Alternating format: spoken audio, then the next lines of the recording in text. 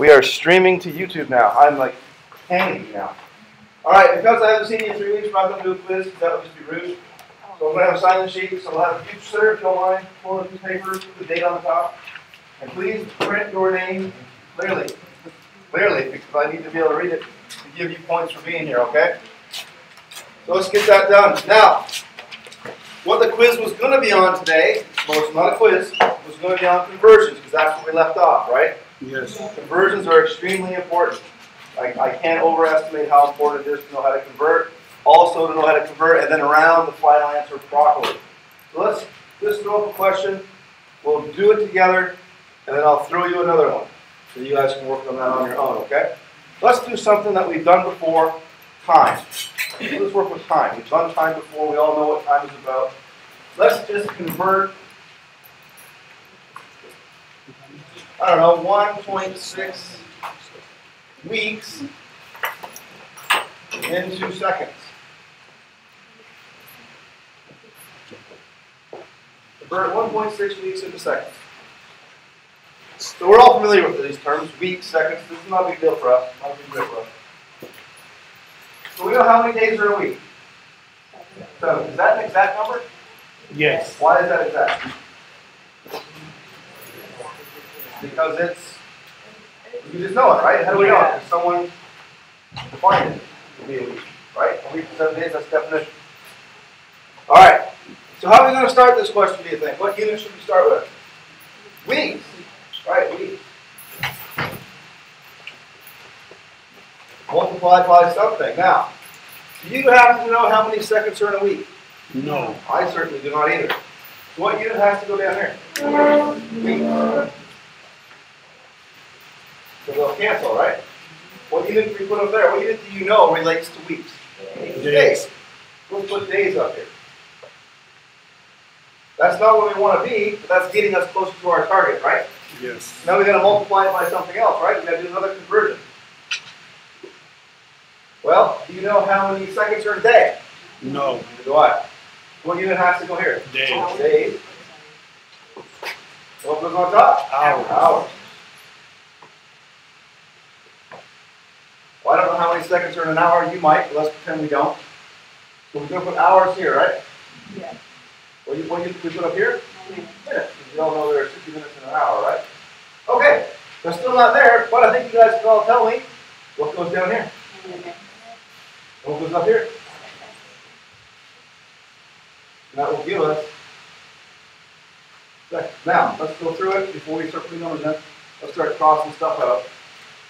The days are canceling, right? Hours are also canceling because we set it up that way. Minutes are canceling, leaving us in a unit per second. So the setup is 100% correct. How do I know it's 100% correct? Because all the units I don't want cancel, and the unit I do want doesn't. I know the setup must be right. Now I'm going to go through and put numbers in. Now, I'm going to give you a little hint on an exam or a quiz. I look for this. This is worth most of the points. Just setting this up like this would give you probably 6 or 7 out of 10. Just doing this correctly. Putting the numbers in correctly, doing the multiplication, division correctly, and then rounding it and making sure the unit's right will give you all 10. But the setup is worth a lot more than the answer. Okay? So I want to see the logic behind it. All right, 1.6 will go here. What goes here? 1. What's up here? 7. What goes down here? 1. What goes up here? 24. 4. What goes down here? 1. 1. What goes up here? 6 0. What's down here? 1. What goes up here? 6 0. 6. All right, very good. Is this, you want to talk about this? Is that an exact number? Yes. Is that an exact number? Yes. Is that an exact number? Yes. Right. Is this? No. No, it's a measurement, right? 1.6 which we measure. How many sig figs is that? 2. 2. So the rules for multiplying and dividing say how many sig figs should I have in my final answer? 2. 2. Only 2, right? Hopefully this works out nice. Let's grab our calculators. Calculators. Here we go. 1.6 multiplied by 7, multiplied by 24, multiplied by 60, multiplied by 60 equals, a lot of numbers. I'll write down what the calculator gave me. Hopefully it gave you the same thing. That's what the calculator gave me. Now I have to round that bad boy to 2 significant figures. So there's my second one there. The next digit in the series is a 7, so that 6 must round up by 1, correct? Yes. So it's going to be 9, 7, 1, 2, 3, 4 zeros. Second.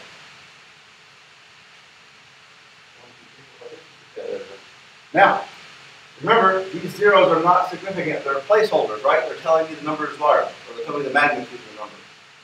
So and if you forget that, remember the little trick about putting dollar signs up front? 967,680. That's a pretty good bank account, right? 9,700. Sorry, 907. There we go. Thank you. Look at that. 970,000. So the numbers maintain their magnitude. I didn't drop a zero.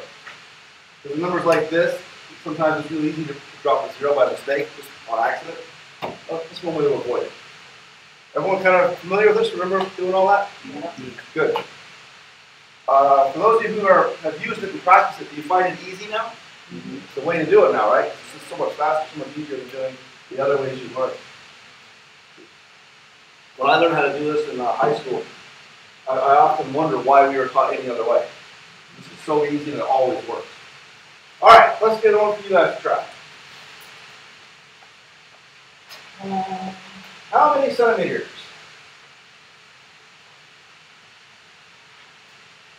In 6.7 feet. And there are 12 inches in 1 foot. And I'll just tell you there are 2.5, I'll give you the conversion factor, make it a little easier for you, centimeters in 1 inch. Remember, this is defined to be an exact conversion. Go ahead and give it a try on your own.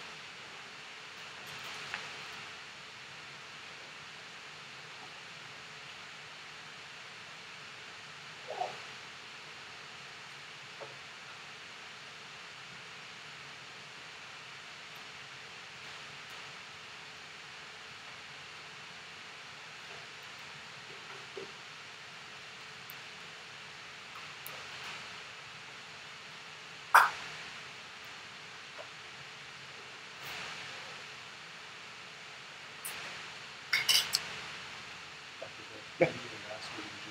Mm-hmm. Oh, we're fine. Mm-hmm. Yeah, that's fine. There's another way to do it.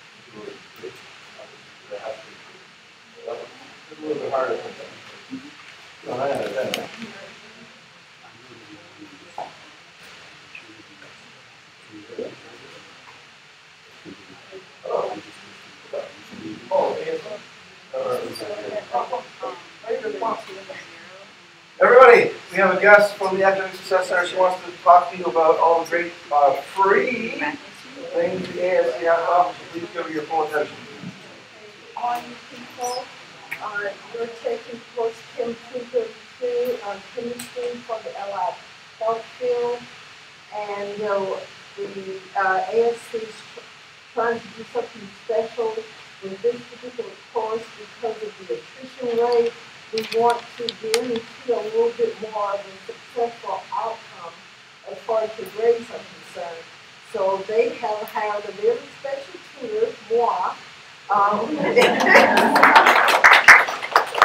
who also has experience in teaching the course. I've taught it for over 10 years, and I want you all to be comfortable with the fact that you can come to the ASC and you can find someone with experience that can help you with your problems. They can help you with different assignments you might have. We are going to also try to do one-on-one sessions as well as group sessions. We also have walk-in sessions, and we have online brain feeds. So all of this is free help for you guys, just so that we can get all those A's we know we're going to get at the end of the semester. So we're wanting you guys to show up. What I'm handing out to you now is the schedule of some of the tutors that will be available for walk-in. But we also are arranging group sessions, and they're usually around 12 o'clock on Monday through Friday, except for on Tuesday and Wednesday, I believe they're at 5 to 6. Okay? So there will also be someone available, I believe, on Saturday. So you've got a lot of opportunities to come see us, and they're going to try to make available to you guys calculators so that we will be available for you to do your things like density Symmetrical figures, scientific notation, those problems. So, come see us.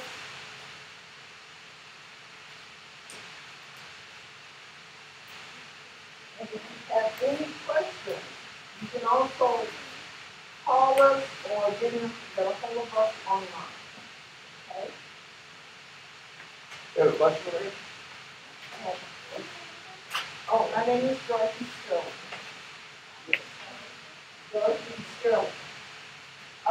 Most of the time I was teaching at South Campus, some central and some downtown.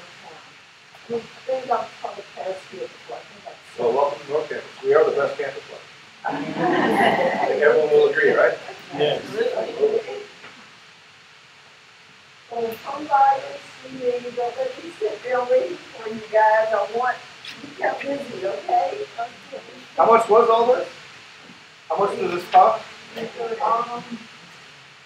see, I have an agent. No. So you can't argue with free, right? In fact, if you think about it another way, you've already prepaid your tuition and fees, right? So it's like you're throwing money away if you don't use the service. Right. So please, I can tell you right now, the ASC works. Go talk to Ms. Sterling. She'll help you out. Please do it, because it's easier to grade A papers than C papers. It really is easier for us. So think about my needs, right? All right, thank you very much. All right, everybody, I came around and saw some of your work. You guys are all doing really well, so let's work this on the board, and then we'll move forward with new stuff, because we don't need to belabor this too much. You guys are doing great. All right, so we're starting in what unit? What's our given unit? B. That's where we have to start. Now notice, when I do these questions, I never put numbers in until my units work, right? The numbers get in the way. So what unit comes down here? Feet or foot, right? They're kind of interchangeable. What comes up here? Inch. Still not where I want to be, but at least I'm getting closer.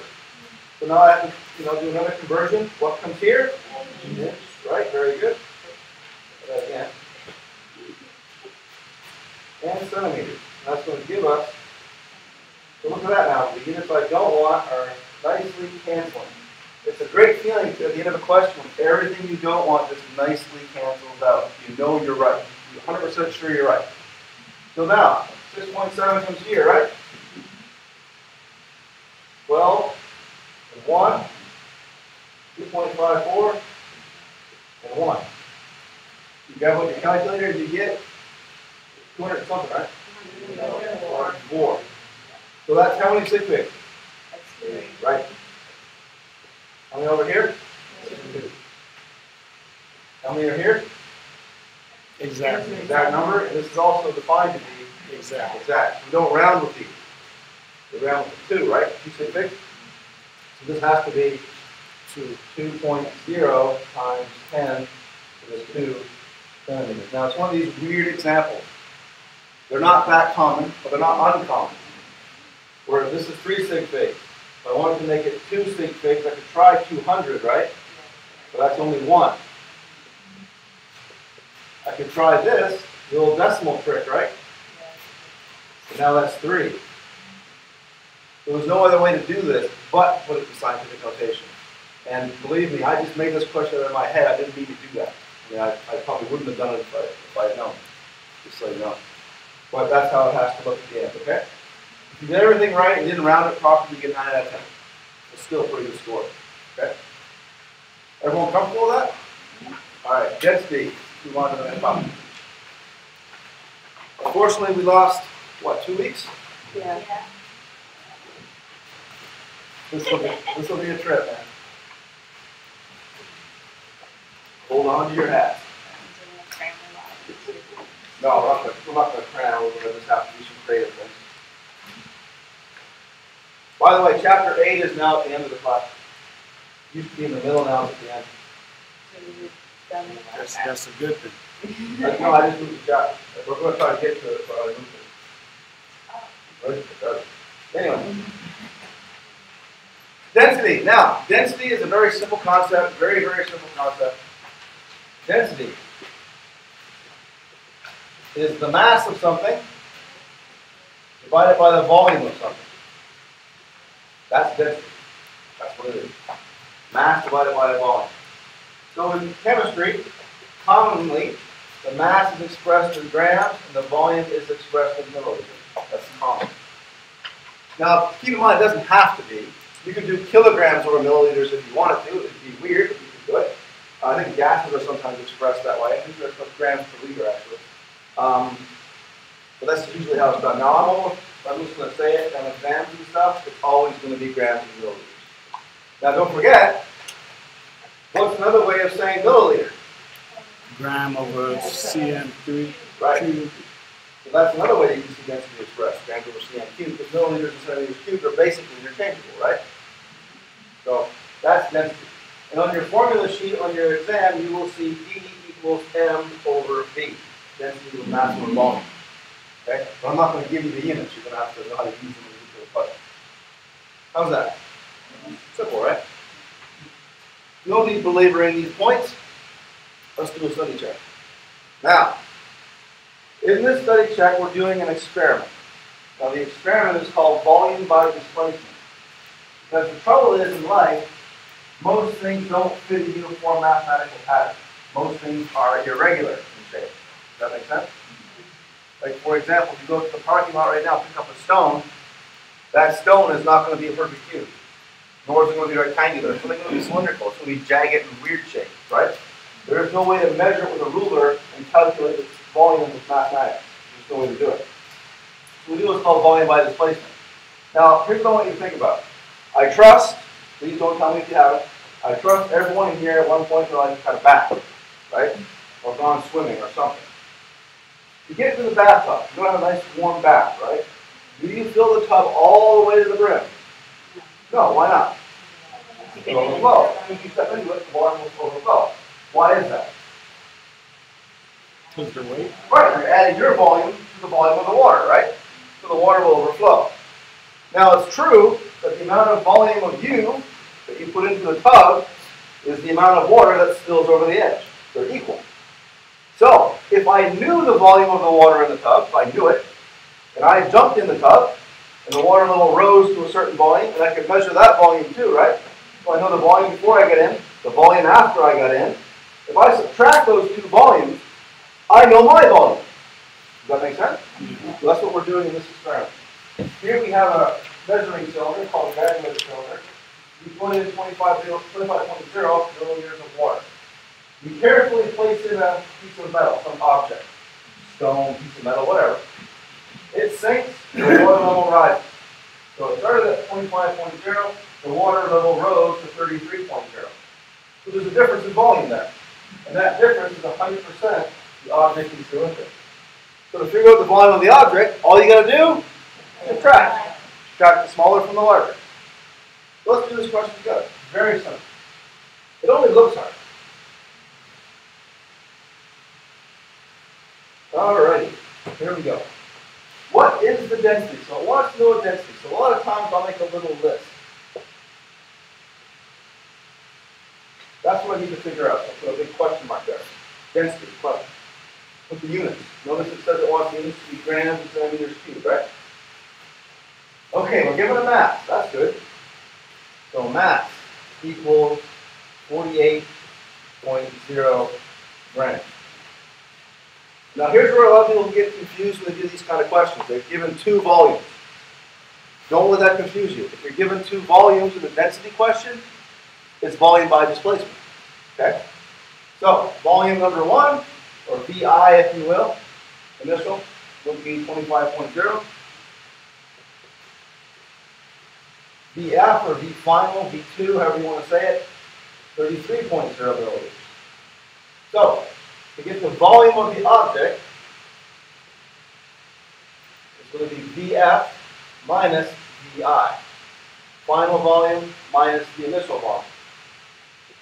33.0 milliliters minus 25.0 milliliters equals, what are the rules for adding and subtracting measurements? Decimal points matter, right? So it doesn't matter that there's 3 sig figs here and 3 sig figs there. What matters is 1 decimal point, 1 decimal point. My final answer has to have how many decimal points? 1. Very good. So the answer is 0.0 milliliters. That's the volume of the object. Is everyone okay with that? Is that a pretty simple concept? Now, that's not the end. That's not the answer. That's just part of the answer, right? It's a density question. So we look at the formula sheet in the back of the book, and we find B equals M over V. Well, we're given the mass in the question. It's right here. So 48.0 grams divided by 8.0 milliliters. Go with your calculator. Okay, here we go. Come on up. 48 divided by 8, 6.0 grams per milliliter. Now, notice, 2 sig figs, 3 sig figs. So my answer has to be in 2. So want to see that? Now be careful. The question clearly stated grams per centimeter cubed had to be my final units. Well, you guys already know centimeters cubed and milliliters are the same. They're interchangeable, right? So all you got to do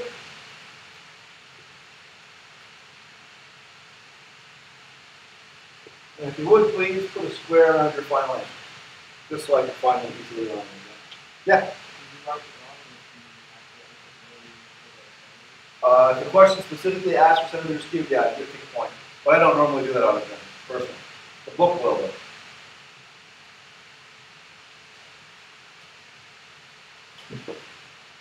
Not hard, right? I mean, they look challenging, but they're really not that bad. Okay. Last thing in this chapter, and we'll move on to chapter 3. Specific gravity. Specific gravity is, well, I'll just tell you what it really is, and then we'll talk a little bit about it. Specific gravity is the ratio of the density of any object divided by the density of water. That is what specific gravity is. So, let's just talk real quick about that.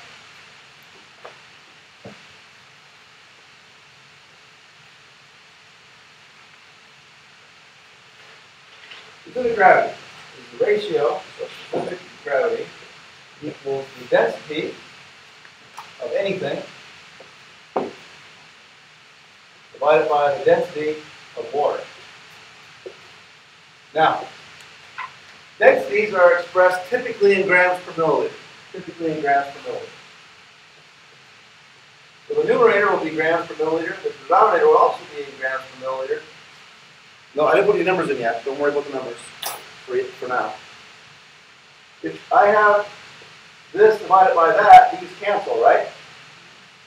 So specific gravity is one of those unique things that we're going to talk about in this class that doesn't actually have a unit. Why? Because specific gravity is defined to be the density of something divided by the density of water. So therefore the units have to cancel. So this number over here is unitless. Because of this, divide through. Now, here's a fun fact. The density of water is 1.00 grams per milliliter at 4 degrees. So in this class, we always say that the density of water is 1.00 grams per milliliter. We're just going to say it.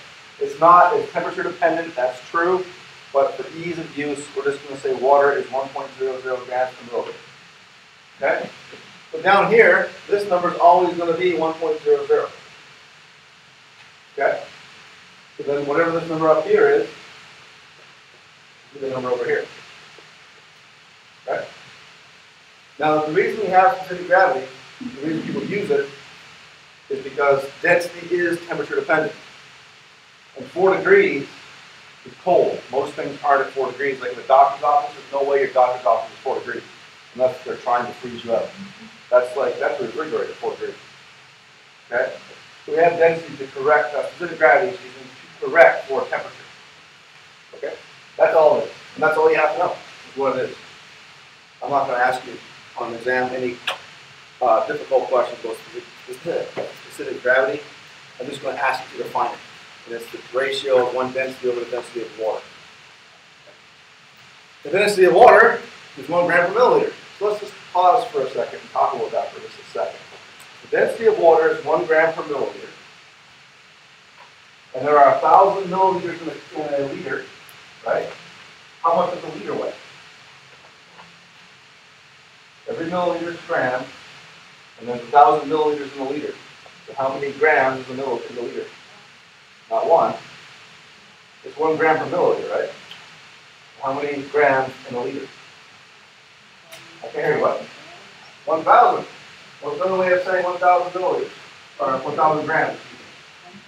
1 kilogram. Water's heavy. You notice that? Water's darn heavy. Isn't that neat? No? I think it's neat. You don't have to, but I do. Chapter 3. What was that? Wow. Try that again. Try a more manly voice. Chapter 3. Chapter 3. Energy and matter. Energy and matter. This is the title of all you need for this lesson. Energy and matter. Alright. Classification of matter.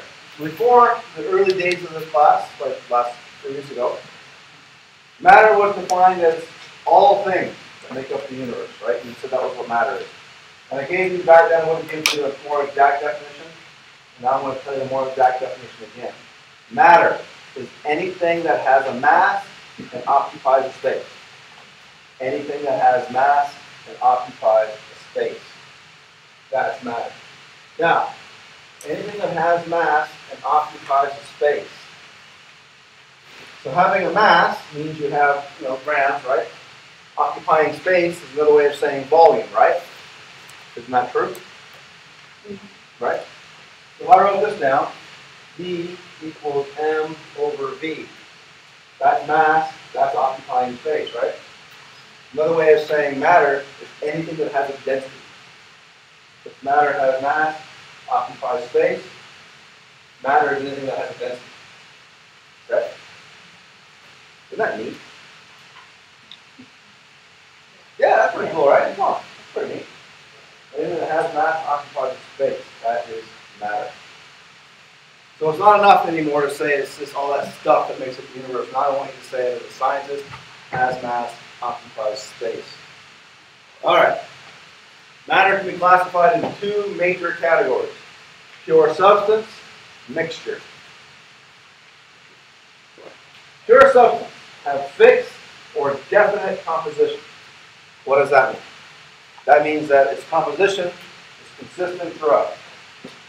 So for example, if you have a pure substance, say you have pure water, every molecule inside of that purified water bottle will be H2O.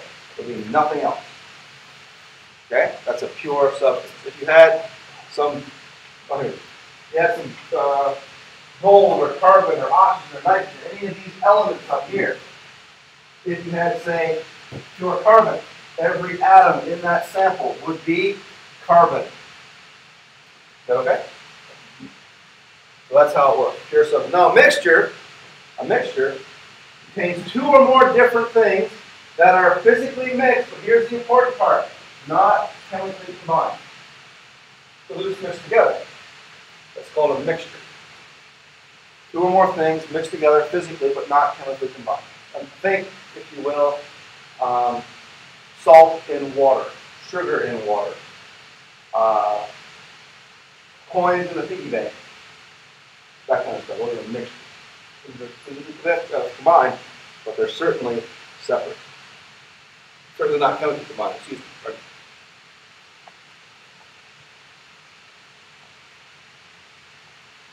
And quite frankly, most things in our lives are mixtures.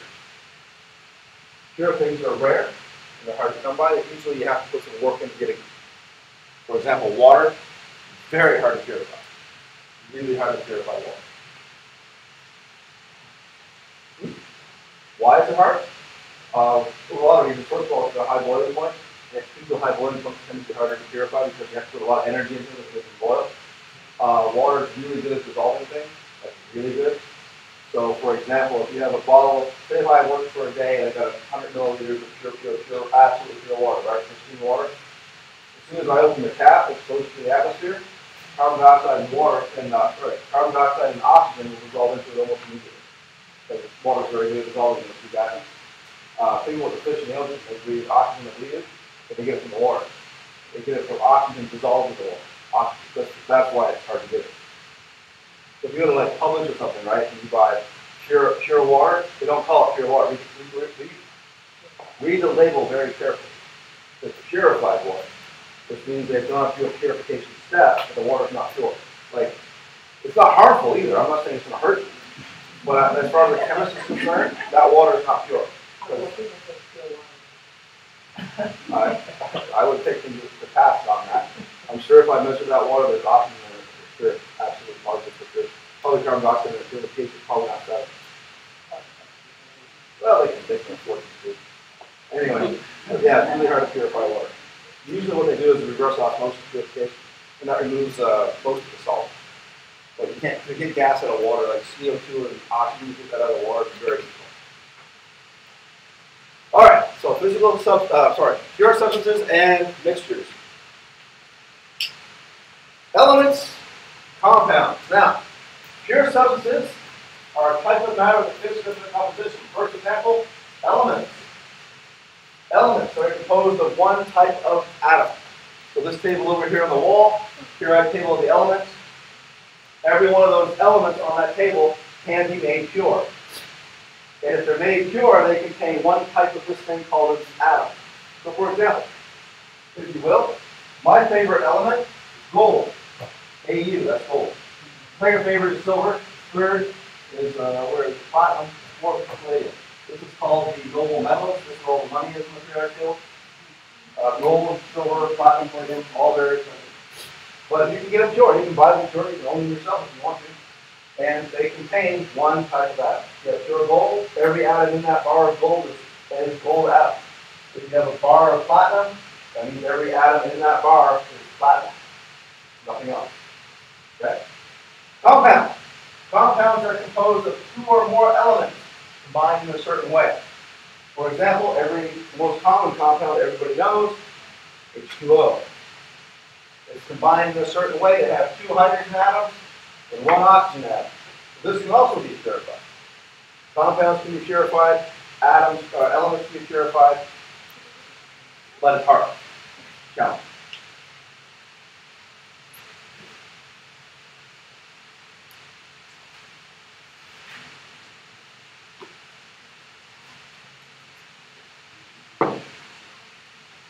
How is that all right?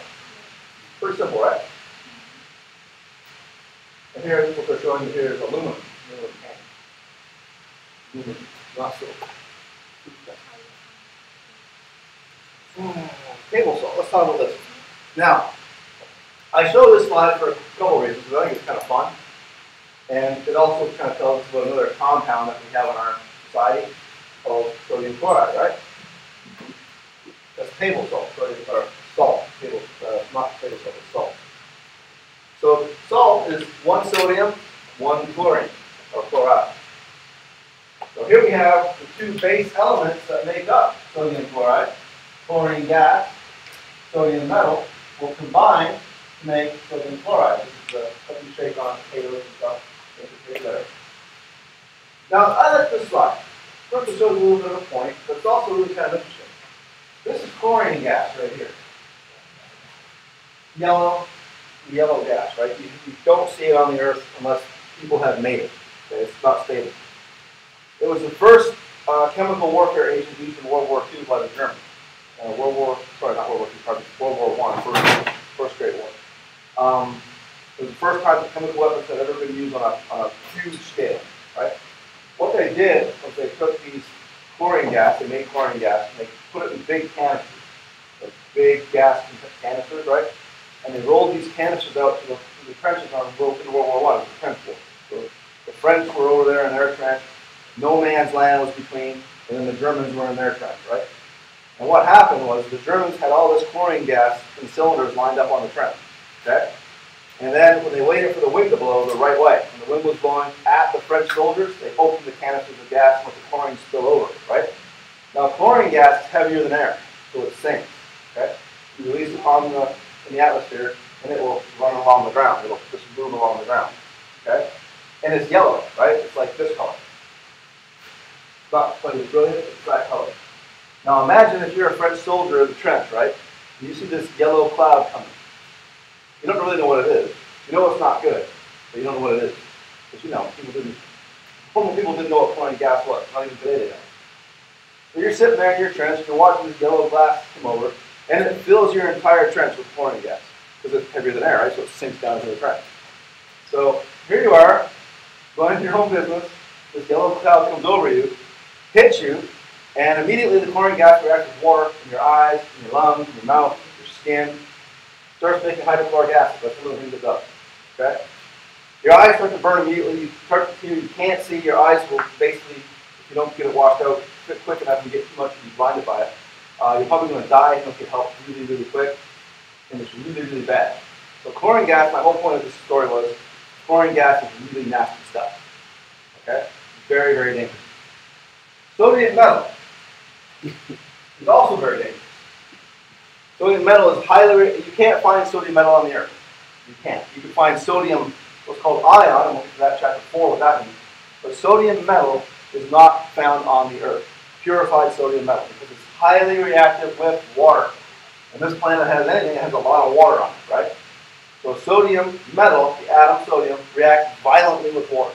It literally doesn't explode, but it gets real hot and gives off hydrogen gas, and it can be really bad, right? Gives off a lot of heat too. So, my point is, this will kill you. This will kill you if you eat it. If you go into your stomach, it'll basically burn a hole in your stomach. But these two things react together to make this. This is absolutely critical for life. Isn't that cool? You've got to have sodium chloride in your diet for your cells to work properly, right? Remember all that for sodium ion pumping and all that crap? And biology? See? Isn't that cool? Chemistry's cool, right? See? I have it numbered. Mixture. A little bit more about mixtures. Two or more substances with can be in different proportions. So you have two or more things mixed together, not wanting to combine. They can be in different proportions. They don't have to be 1-to-1. They can be 100 to 1 or 1,000 to 1. They can be separated using what are called physical methods. And here's a great example of a mixture being purified. Here we have good old Florida orange juice with the pulp, because how would you have it any other way? Running it through a paper filter, think coffee filter. Okay? You run it through the coffee filter, the pulp, which is solid, will stay up here, and the juice liquid stuff will come down here. That's a step, that's a purification step. You've taken the liquid part of the juice, separated from the solid part of the juice. Okay? That's a mixture. Physically combined, but not chemically connected.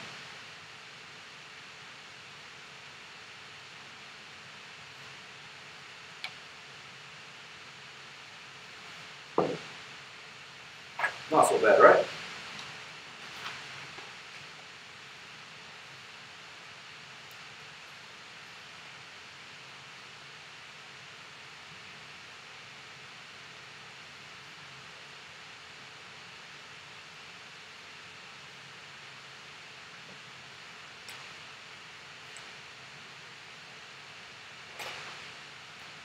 All right, everyone got it?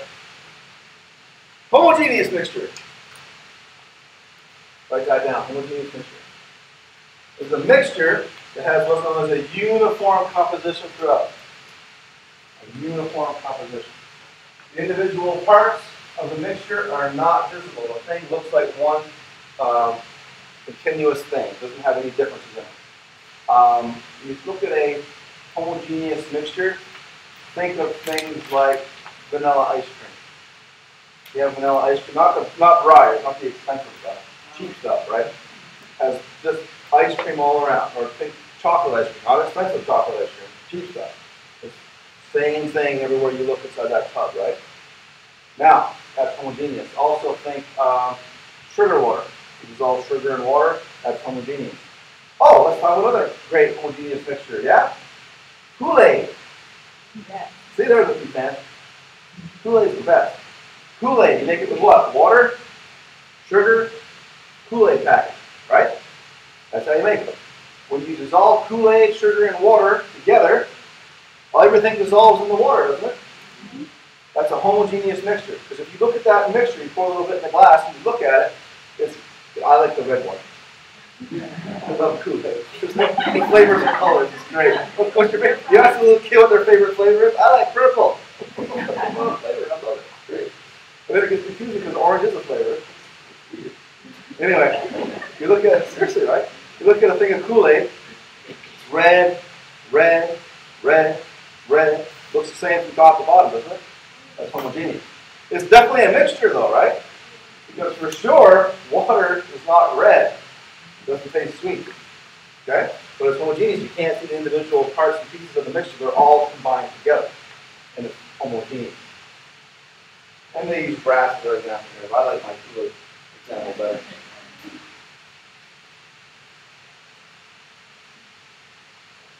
Homogeneous. Uniform composition throughout. That's how you say it scientifically. Uniform composition throughout. All right. Next. Heterogeneous. Heterogeneous, the composition will vary from one part to another in the mixture. Now we've got to go back and buy the expensive Breyer's ice cream. I like Breyer's vanilla, not dropping any hints, just saying how I feel. Breyer's ice cream, for those vanilla, for those of you who've had it, has vanilla beans in it. Like you can see the vanilla beans. Vanilla beans are a little black speck. Looks like dirt, but it's actually vanilla beans. If you take some vanilla ice cream from Breyer's, throw it in a bowl. Of course, you can't have this one, so you give like 5, right? 5 scoops of vanilla ice cream. I really like ice cream a lot. I haven't had it in a long time. The hurricane I had some, comfort food. I'm scared.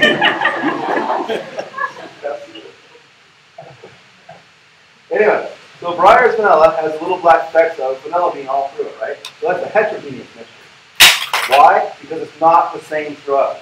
Everywhere you look is not vanilla ice cream. Every now and then you're going to find one of those beautiful black vanilla beans. Okay? That's a heterogeneous mixture. Now let's get some chocolate Breyer's ice cream. Because chocolate Breyer's ice cream, they put little chunks of chocolate in there. Okay? So you can think about 5 scoops of that with your 5 scoops of vanilla, so you get 10 scoops. 5 days of calories in one bowl. I love it. Great thing. You look over here, there's some chocolate ice cream, but over here there's a big old chunk of good old-fashioned chocolate. Right? That's a heterogeneous mixture because everywhere you look is not the same. Potentially could be different. Another way to think of a heterogeneous mixture, chocolate chip cookie. It's a great example. Why? Well, you look at the cookie, right? You can see the little chunks of chocolate all through it, right? That's a heterogeneous mixture. Over here's the chocolate, right here's a piece of dough, down here's a beautiful golden brown crust at the bottom. You know what I mean? Dr. Betts, Yeah. what about milk? Milk would be a homogeneous mixture because it's homogenized, right? If you read the label of milk, it's homogenized milk. That's what they mean by that, is they've got the fat in the milk to stay in the solution. That's like you won't separate. So it won't separate, right? If you get milk from a farmer, the cream will separate from the top, right? Homogeneous milk, they put it through a process to make the fat in the milk really, really small particles, so it won't separate on standing. Like back in the day, when I was not that far ago, when I was growing up, people got milk from farmers. You didn't buy it from the store. We got it from the farmer, and the milk, you had to shake it before you used it. If the cream from the milk would rise, the fat. Essentially, they called it cream, and it feel good for drinking it. It was fat. And it was good. I mean, don't argue, man. It was good. Back in the day, we didn't worry about dying. Now we worry all the time about it. So, for those of you who are below the age of 27 or 30, eat all you can. But if you hit 30, that's kind of a cutoff. You have to start living life not a good one. And then I think the following is a pure substance or a mixture. A pure substance or a mixture.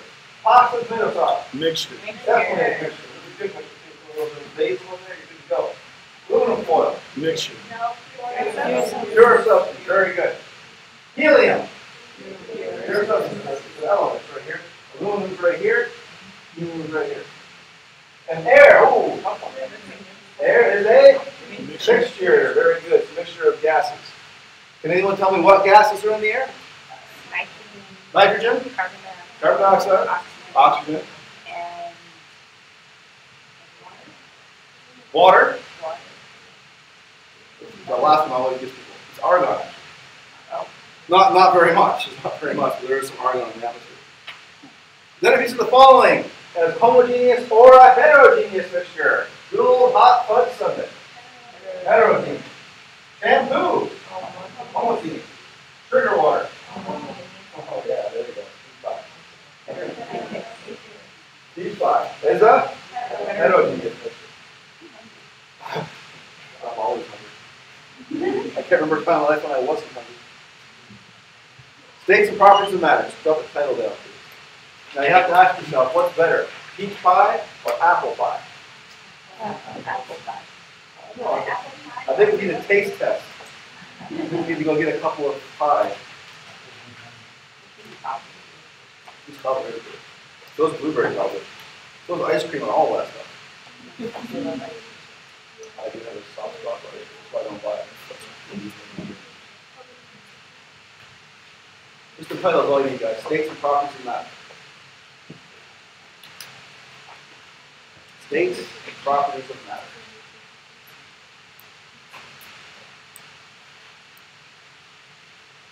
Solids. That's the first state of matter, known as a solid. Solids have what's called a definite shape and a definite volume. Now, what does that mean? Let's take this marker for example.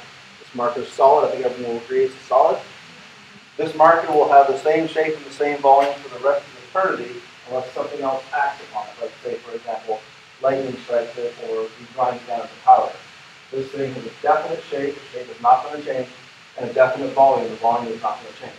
Okay? That's what being definite shape and volume means. Okay? Now, inside of this marker, the particles that are making up the marker are close together and they're in a fixed arrangement. Now, what does that mean? Well, let's take this for an example. Let's say that you guys right here and me are a solid. We're the particles that are making up this marker. We are fixed.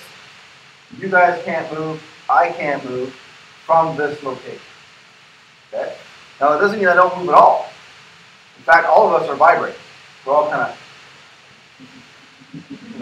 seriously, we're all doing that. We're all trying to find the low energy point in our life, trying to get low energy. But remember, we're not humans anymore. We're particles. We're atoms or ions or whatever. So I'm being repelled by you. So then I go over here, I get repelled by you. So then I go back over here, I get repelled by you. Then go back over here, I get repelled by you some more. And I don't know how to. I'm a particle. I'm not thinking. I don't know enough to stop because I don't know there's nothing better. So I'm just going to keep moving back and forth. Remember, behind me and in front of me, above me and below me. I'm going to keep vibrating in place. But I'm not going to lose this position. I can't go from here to here. I can't do it. I can't go from here over here. I can't. I'm a solid. We're fixed. This is my location. This is where I'll stand. This is your location. That's where you'll be too. That's a solid. Okay? Particles are moving very slowly. What I was just saying about vibration, we're moving slowly back and forth. Okay? Well, we're not actually moving from here to there. We're moving slowly in place. Okay? Particles are always vibrating. That's a solid.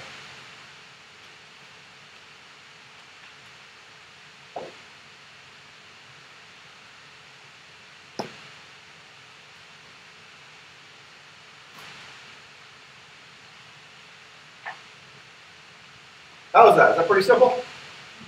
Not too bad, right?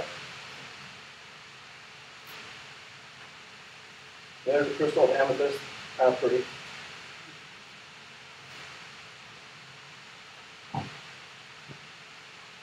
Everybody got it? Liquids. Now, you've all seen liquids before. I don't have a liquid I can show you. Just my talking was not clear. But, you can picture in your mind's eye a glass of water. You all know that water has a definite volume, right? If I had a gallon bucket of water, let's say, and I took out a gallon bucket of water and I poured it into my bathtub, I plugged the hole, plugged the drain, of course, poured it in the bathtub. That gallon of water is still going to be a gallon of water, right? It's not going to magically change, is it? No. So the volume is fixed. But the shape isn't. Because that volume, that gallon of water that I have in the bucket is the shape of the bucket. I poured it into the bathtub. It's going to coat the bottom of my tub in the shape of the tub. Make sense? That's why if you give little kids a little curly pea straw, a little critter in it, they get all freaked out by it. The water will go through it and change its shape as the kids are sucking up the water, or the juice, or whatever they're drinking, right? Because water has an indefinite shape. The particles of water or any liquid are close together, but they're mobile. So what does that mean? That means in water, now we're back to us again, right? We were solids, now we're looking to be liquids, right? In a solid, I'm here. I'm vibrating in place.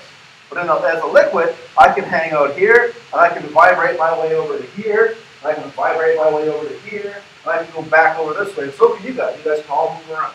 Okay, we're very close together, but we're moving around. We're mobile. How's that? Is that all right? And, yeah, that's it. That's a liquid. That's a liquid. So, solids. They can't move around. They're basically fixed in one location. They vibrate in place. They're close together. Liquids are close together, but those particles can be moved and are moving. Okay? What's left? Gas. Gases are left. Well, we can already say a few things about gases. We already know that a gas has an indefinite, there we go, an indefinite shape, which means I can make the gas shape whatever I want. It also has an indefinite volume. That's kind of weird. Think about that for just a second. You go to Rite Aid or Walgreens, you buy a 5-gallon cylinder of propane. Now, first of all, I just want to make a comment. You've got a lot of countries where you can go to the pharmacy, buy cigarettes and beer and propane. Not even buy drugs. It's great. I love this country. I really do. I want propane. We got it. Got beer too? Yeah. Can I get my penicillin? I don't need penicillin. Now, anyway, you buy a 5-gallon cylinder of propane, right? And if I took that 5-gallon cylinder of propane, now don't ever do this, and I unleashed all that propane gas in this room, that propane gas would go from being 5 gallons to being the size of this room. It will take up the entire space of this room. Are you looking so far? Indefinite volume. It went from the shape of the propane cylinder to the shape of the room. Indefinite shape. Definite volume, indefinite shape. Gases will expand to accommodate the area you give them. Now, here's a fun fact about gases. Particles are far apart and moving very fast. Far apart, moving very fast. We're going to come back to this in chapter 8 when we talk about gases, about volume and pressure and moving fast and all that kind of stuff. But for now, that's what you need to know. So let's think about this for just a second. If there's some place not far from here, actually, where you can experience all 3 states of matter at once. Let's go to the beach. The beach has it all. You're walking to the beach. You're walking from the parking lot to your beach destination. When you're walking through the parking lot, now sand is not a good example because sand is really small particles of salt that are moving within themselves. But on concrete, in this floor, I can move on this floor pretty simple, right? My feet don't fall through it because the solid particles of the floor are holding up my solid particles. Okay? They're pushing against each other. But now we get to the beach, right? And there's the water. You start walking into the water. Well, when I was walking on the concrete surface, things were easier. Why? Because I was walking through air. Air, the molecules are far apart. So literally, there's not many molecules of air in front of me. I can just kind of stroll on through it, right? Not a big deal, really. But as soon as I get to the water, those water molecules are close together, right? I got to literally move them out of my way. I have to use my energy to push them out of the way, right? You all experience that, right? The deeper you get to water, the harder it is to walk, right? And then you also become buoyant, which is even worse. But anyway, you're a little buoyant. Walk back out of the water, things get easier again. We just had a big storm. Did anyone go inside the storm? Wasn't it hard to walk in that wind? Yeah, because those molecules of air are moving at you faster than they normally would be, right? And they're pushing you back. That's fun. If you get hit by something that's not fun at all, right? So that's gas, right? The wind is caused by gas. The gas is in the air. Isn't that fun? Yeah. I think that's kind of neat. It's kind of neat. Anyway, identify each description as that of the particles of liquid, a solid, or a gas. So, if I said it has a definite volume but takes the shape of the container, is that a liquid, a solid, or a gas? Liquid. Very good. The particles are moving rapidly. Is that a liquid, a solid, or a gas? Gas.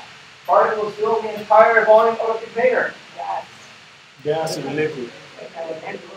Careful now. Fills the entire volume of the container. Oh, yes. Gas. Gas, right? Gas. You've got 1 gallon bucket of water, pour it in the tub. It doesn't take up the whole volume of the tub. Particles have a fixed arrangement. Solid. Particles are close together but moving randomly. That's a liquid. I would also take probably solid. That's kind of a poorly worded question. The moving randomly kind of confusing. I would take solid for that or liquid. I think both kind of fit it pretty good. On an exam, I would word the question better than that. This isn't I didn't write that question. I must confess. Physical properties. Physical properties. Physical properties. Physical properties are things that you can look at or measure without changing what you're looking at or measuring. Okay? Things that you can observe or measure without changing what you're observing or measuring. So, for example, physical property of this marker. Solid. Right? White. Black cap and a black bottom. That's the writing. That's not really part of it. I can measure the length, couldn't I? Measure the diameter. Measure the mass. Yeah? These are physical properties. You can get the density. Right? Physical properties. Marker's still the same even after I measured all those things, right? It hasn't changed at all. So it's physical properties. So boiling point, freezing point, melting point, all that stuff, density, color, those are all physical properties.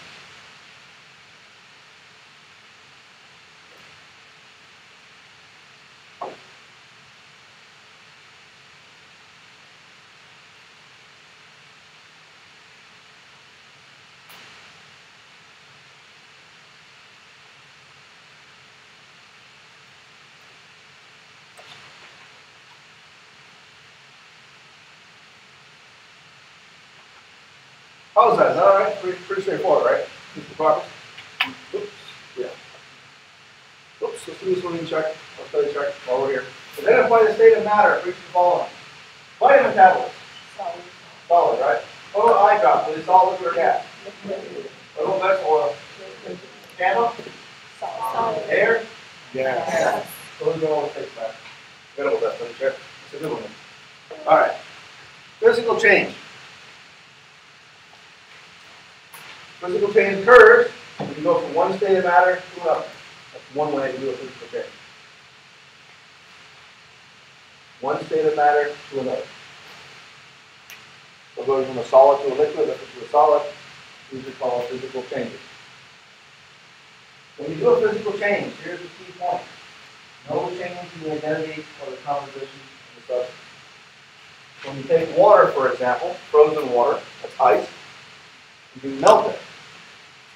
It was H2O in the ice cube, it's H2O in the liquid. You haven't changed it at all. You just transitioned it from one state of matter to another. Take that same water, put it on the stove, boil it. It's still H2O, right? It goes from H2O liquid to H2O gas. Still the same thing. No change of, only a change of state, no change of composition. Water, water, water. Now that water, as vapor, can go and hit the ceiling of your kitchen and condense and rain back upon you with liquid water. Right? What happens? Because it hasn't changed. It's the same thing, just in a different state. It's called physical change. The other way to do a physical change is changing the shape of something.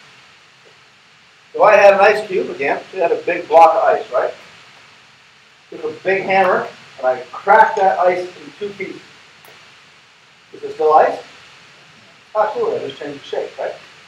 If I took, I don't know, say pizza, and I cut the pizza in slices, is it still pizza? Still delicious? Absolutely. Are you going to share it with your friends? No. Get your own pizza.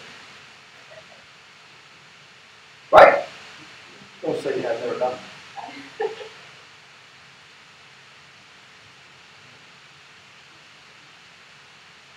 Tell your friends, they can call Domino's as you do.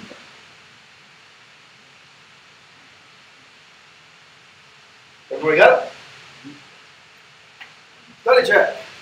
Classification of the following as a change of state, solid to gas, or simply a change of shape. What if I take a log and cut it up into kindling wood, which makes smaller pieces of wood? Changes the shape, right? What if I boil water? State, right? Goes from liquid to a gas, right? Here's a tragedy. Change of state. State, right? Ice forming in a freezer.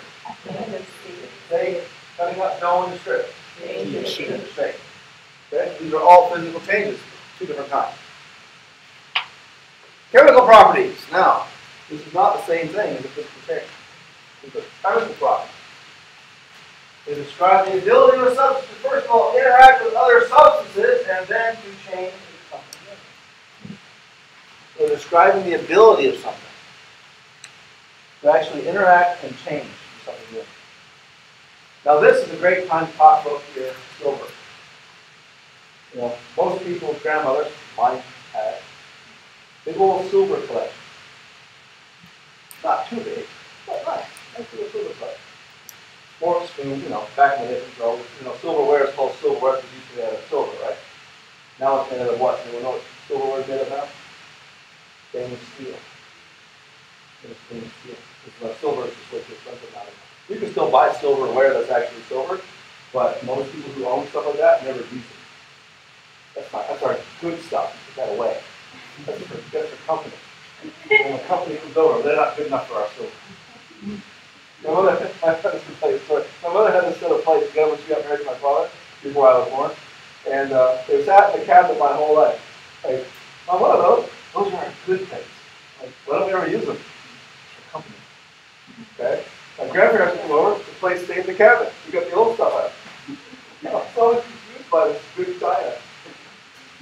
So one day, my father's like, "What are those boxes?" My father's like, "Those are our good plates." My father's like, "Huh?" He took them down and put them in the cabinet and used them. These are our good plates. I feel like that's funny. I love it. Like, you have so much space in your life, you can have good stuff you never use. Come on. Use it. It's plate. What are you going to do? Sell it? You're going to afford it to your 70 and then sell it for less money than you paid for? Someone else who won't use it. Exactly. So just use it. My whole problem was we had to hand wash it because it had something that's stenciling on it that we had to hand wash it. The washing machine tear it off. Eventually, it did the washing machine. This one. Now, there's also this thing called a chemical change, which takes place when the original substance is turned into one or more new substances with new chemical and physical properties. Okay? So we know what chemical properties are, and then we know what chemical changes are. Chemical changes take place, the original substance is turned into one or more new substances with different physical and chemical properties. That's important. Chemical properties describe the ability to change to something new. Once you undergo a chemical change, that new thing you form will be different. New chemical and physical properties. Back to grandma's silver. The grandmother's silver was probably not silver. Well, let me say it that way. It was probably not gray and shiny. Silver is a metal, AG, number 47 on the right here. One of the properties of pure silver is gray and shiny. All silver, when it's pure, is gray and shiny. Okay? Grandma's silver was not gray, it wasn't shiny. Unless she cleaned it. If she cleaned it, it is. Normally, when silver is allowed to age in an oxygen atmosphere like we have here, it will turn different colors. Usually green. Sometimes white, less often black. Okay? Because there's different things in the air that react with silver, just as it sits there, to make it change color. Now, that's not called tarnish. Everyone calls it silver tarnish. It's not called tarnish. Think I'm ready your vocabulary. That's called patina. Patina is worth more. Okay? Silver collectors actually look for it. They look for patina. Why? It shows age. It shows that silver is actually old. Now, people do try to fake it. They try to react to the silver to make it look old, the age of the silver. Good collectors know. They can tell the difference between naturally aged silver and synthetically aged silver. But if you ever inherit your grandma's silver, not that I'm wishing anything bad on your grandmother, don't clean it. If your grandmother's cleaning it, tell her to stop cleaning it. Unless she really likes to try it and let her do her thing. What happens when you clean silver? Well, here's what happens with silver tarnishing. Silver metal, the little atoms of silver on the front of the teapot, let's say, are reacting with elements that are in the air.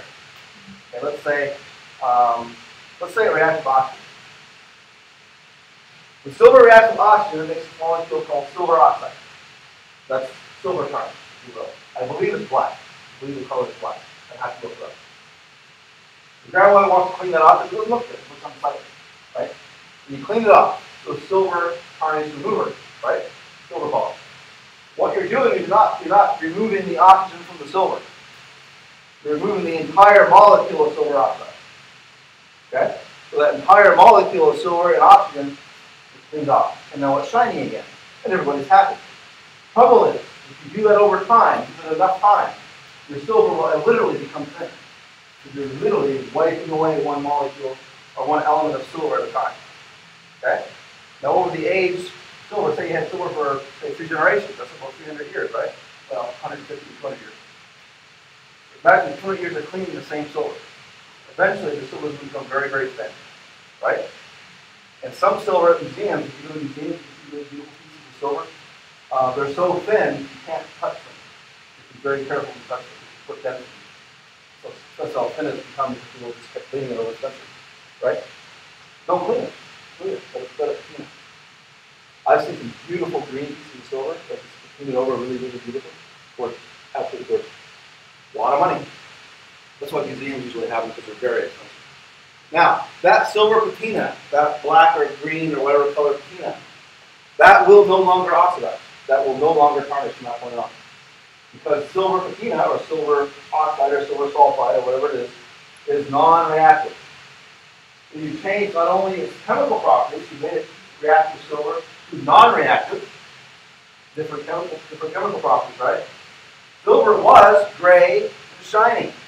It became green or black or white and kind of dull looking, right? You change its physical properties as well. Are you with me? Isn't that neat? So like That's probably copper. Copper you could go to. They put copper. The cheaper metals they impregnate it with copper. This copper, relatively speaking, is cheap compared to silver. Silver is sold by the ounce, copper is sold by the pound. That's kind of different. The difference in price. Chemical change. Now here's another beautiful photograph. Lawn. So good. Anyway, during a chemical change, new substances form that form a new composition, has new chemical properties and new physical properties. Flan or creme brulee is a great example of this. Flan and creme brulee are essentially the same thing. So they're different, but essentially the same. You take custard, and if you're really, really good, you throw vanilla beans in the custard. That shows you know what you're doing. You sprinkle it with sugar, and you bake it. Or you somehow caramelize that sugar, right? Now, I think everyone in this room will agree with me that sugar, if you buy it from the store, is white and sweet. Right? Unless you buy brown sugar, which is then brown. It has a little bit of tartness to it, too. But anyway, you burn that sugar, the sugar's color changes from white to golden brown, right? Well, golden brown is delicious, isn't it? No bakers up there? Okay. There we go. Golden brown and delicious. Now, this sugar that's been burnt a little bit, caramelized they call it, has a very different flavor, right? It actually tastes better in my opinion. Right? And you mix it with some flan, with some creme brulee, and you have yourself a delicious dessert. So the physical properties of the sugar changed. It went from white to brown. The taste changed. It went from sweet to kind of bittersweet, right? Burnt sweet, delicious. Doesn't everyone just get excited about that? Not cool. Burn it. Tastes better. Or tastes different. When I was a young man, 21 years old, I got to go to Germany for a conference. Because when you're a professional chemist, they send you to conferences in Europe usually. People come up college. Anyway, so I'm sitting in this restaurant in the middle of Berlin, and this waitress said, "Hey, do you want some dessert?" And because my company was paying, I'm like, "Sure, whatever. Bring it out." And that's a great life. Anyway, 21 years old in Berlin by yourself eating stuff. Anyway, so they brought me up this creme brulee. I've never had creme brulee in my life till then. Never ever tried it. running this big district creme brulee. I think it was meant for 3 people, but anyway, I ate the whole thing. It was burnt sugar. I'd never had this kind of burnt sugar before, right? And the creme brulee was custard, it had vanilla beans all through it. It was amazing. I couldn't believe it. And I'm eating this creme brulee, right? And these 2 rather attractive German girls walk by and look at me and they start to giggle at me. And I was kind of like, what are they laughing about? You know, kind of be 21 and masculine, right? They're laughing at me. And I finally got some of the waitress to come back. And I'm like, why are there all these girls laughing at me? She's like, women eat creme brulee, sir. I said, oh. I said, well, I like it. It's like, this is very weird to see a man eat creme brulee by himself. Usually they eat it with their wives or girlfriends. It's cultural. Whatever. This is also the same time when I went to Germany. I was at an adult beverage establishment. And they sold the adult beverages in half-liter and liter, right? So I ordered a half-liter, so I'm trying to be responsible. And the server, German woman, laughed at me, like, didn't this PVC laugh in my face? And I was kind of taken back. She's like, oh, no. Half-liters are for girls. I go, oh. She's like, you need a liter. Okay. Oh, I love Germans. They're great. Anyway. Come on, anyway, classification of the following properties is physical or chemical. If ice is melting in the sun, is that a physical property or a chemical property? Physical property, very good. Copper is a shiny metal. Physical, right, describes the carrots. Physical, shiny. Paper can burn. Chemical property, flammable, right? Silver can tarnish. No, chemical. Silver has the ability to react to tarnish. Here's a tough one. A magnet removes iron from a mixture. Is it physical or chemical?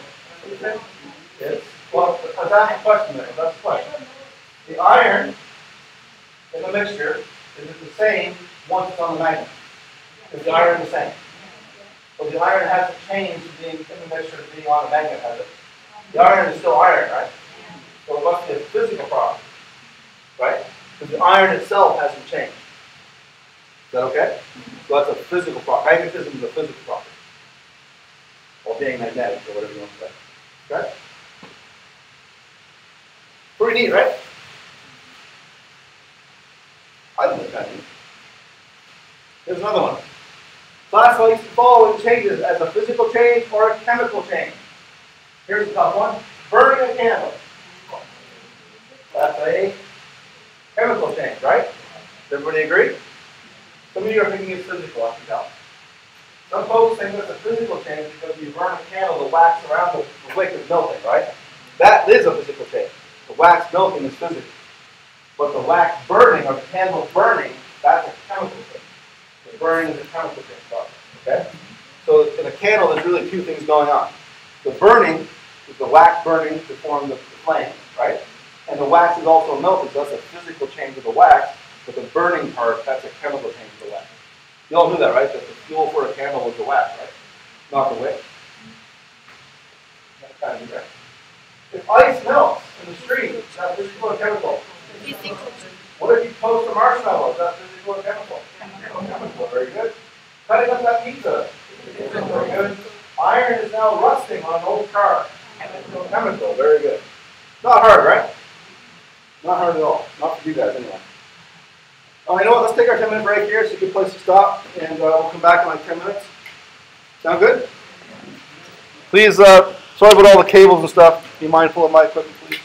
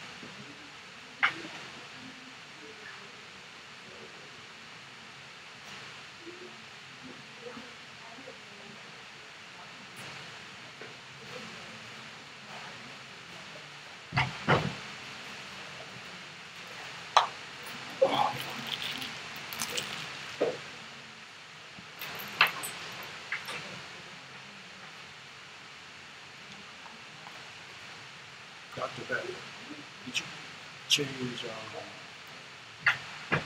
for the first season? Yeah, I don't remember what it is. Oh, you didn't It's decide?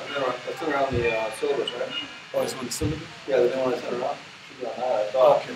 If it's not, I know, I think it's on that. Yeah, it's, yeah, he didn't. I didn't understand it.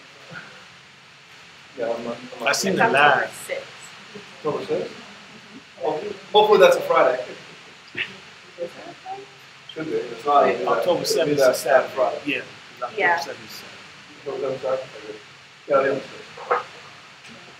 Yeah, I had to change a lot of things because of that storm. We missed 2 weeks. It's just incredible amount of time in that job. All right, so we're going to get back to it. Temperature. Temperature. Like the title now. That's all you need right now, please. Just the title. Temperature. All right. Temperature. You don't got the cord in there. Yeah, I know. I wait. I don't feel a trip on it. So thank you. Temperature is a measurement of how hot or cold an object is compared to something else. That's what temperature is. It indicates the heat flow of one object with a higher temperature to an object with a lower temperature. And of course, we measure it using the thermometer. It's kind of fun. The thermometer. Easier. Or we can ask the thermometer. How hot or cold an object is compared to something else indicates heat flow. Heat flow. Concept heat flow. Yeah, we're going to get the point. Yep, it all follows through. You're right, absolutely. Now let's just do a quick and fun experiment. Would you agree with me? Do you agree with me that your notebook that you're writing in has been in this room for over an hour? Would you agree with me the chair you're sitting on has been in the room for over an hour? Yes. So these things have probably reached the same temperature by now, right? I mean, after about an hour, they should be the same temperature within a few fractions of a degree anyway, right? So, now, do me a favor. Put your hand on your textbook or on your notebook. It's some kind of book. Is it warm or cold?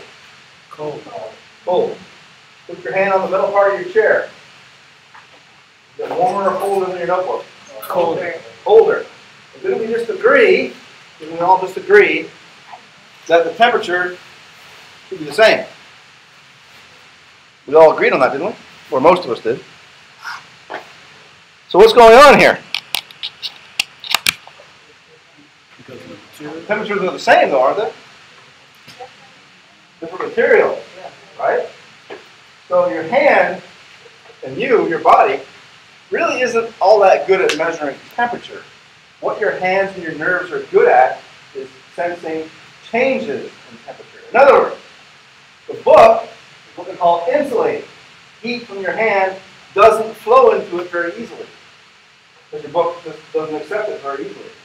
Your chair, piece of metal, loves to accept heat and absorb heat very quickly. So what your hand is feeling is a transfer of heat from your hand to the metal chair. That's why the chair feels cold. You're feeling the heat leaving your body to warm up that chair. Make sense? So the heat is flowing from you, the warm thing, to the chair, which is below your temperature. You're probably at 37 degrees or so. Your chair is probably right around 20 degrees, or maybe 23, or whatever it is in the room right now. Okay? So that's the key. Heat transfers from hot to cold. It does not move from cold to hot. So when you want to fry an egg, or otherwise cook, take frying pan, put it on the stove, turn on the element gets hot, the frying pan will absorb the heat from the element. When you throw in the egg will absorb the heat from the frying pan. Okay? From hot to cold. Easy enough, right? Hope so. There are 3 temperature scales we have to know. First one is Fahrenheit. We're all familiar with that one. Next one is Celsius. Most of us are familiar with that one. And then there's this last one called Kelvin. That's a weird one. That's pretty strange. Well, the three temperature scales are a little bit different. Let's say they're different. And all 3 of them have what are called different reference points. Celsius is the easiest one to talk about. Because Celsius relies on water. Celsius at 0 degrees, water will freeze. So for degrees Celsius, water will freeze at 0 degrees Celsius. Water will boil at 100 degrees Celsius.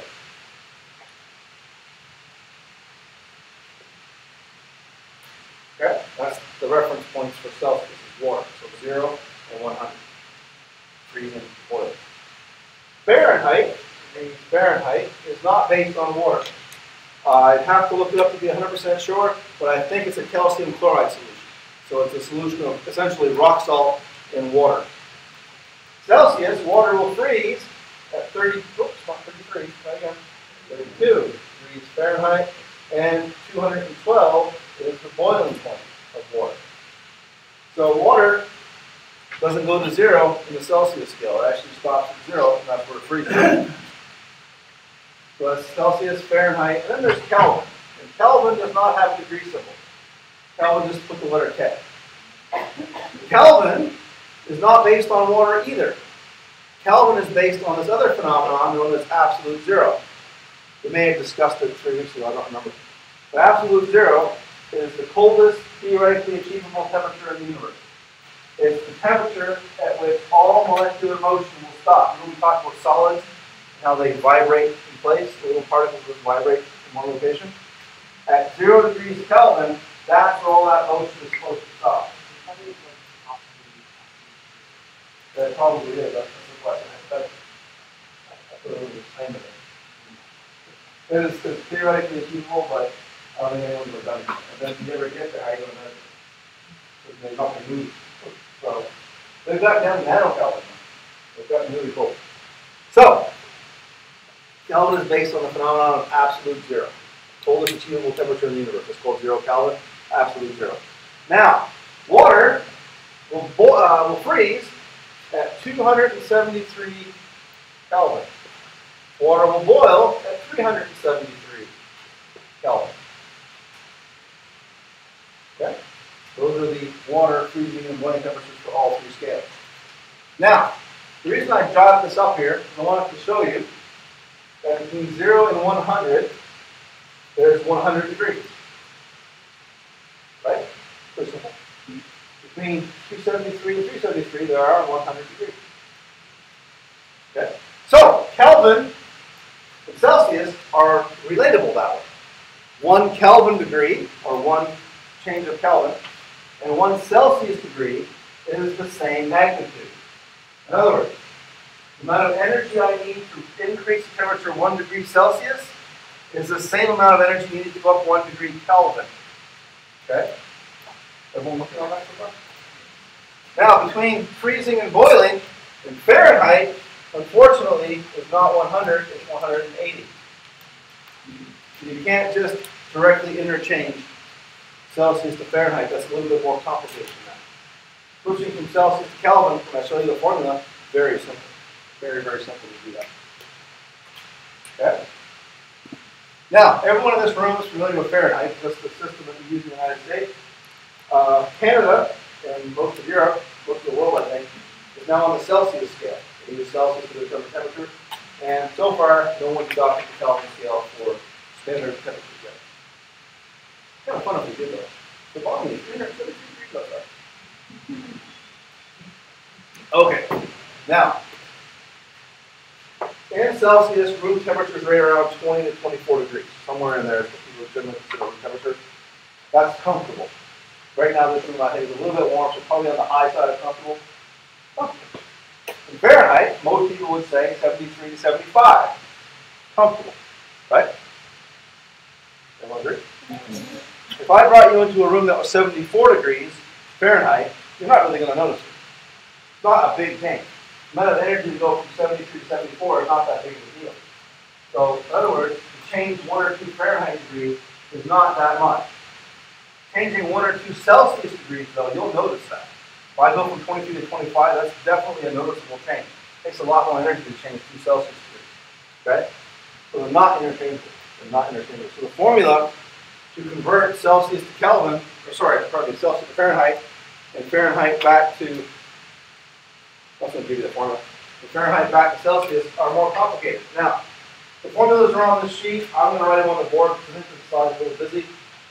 Let me just write the formulas on the board. It's not hard, you just have to know the formula. All right. Temperature Fahrenheit equals, and it's written right there. I'm trying to find it on the board. 1.8. Temperature Celsius plus 32. That's the formula for converting Celsius to Fahrenheit.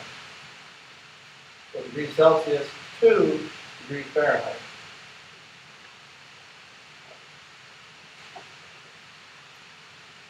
Those are exact numbers. The 1.8 and 32, we consider those to be exact.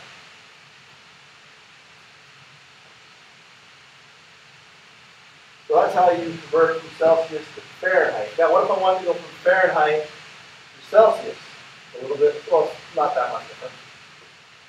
Would be degree,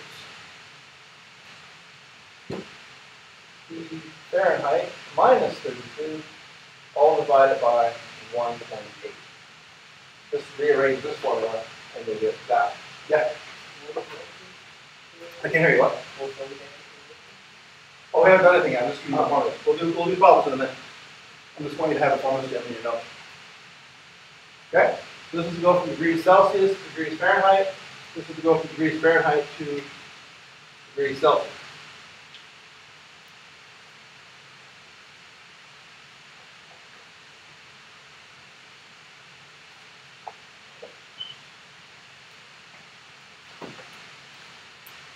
Now, of course, what about Kelvin?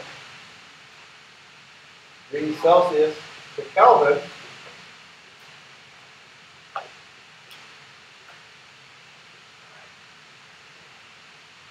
is degrees Celsius plus 273. That's all there is to it. And then if you want to go the other way, I'll write it up for you. Right? Kelvin to Celsius, T equals K minus 273. This formula here, and that one there are on your exam. I'll give it to you. If you don't memorize. And you're welcome. I'll give them to you. The rest, on their own.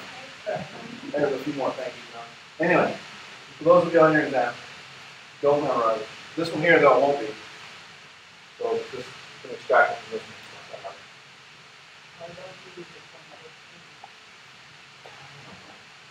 I do in other classes. This class I don't. It adds a little bit more complexity to the question.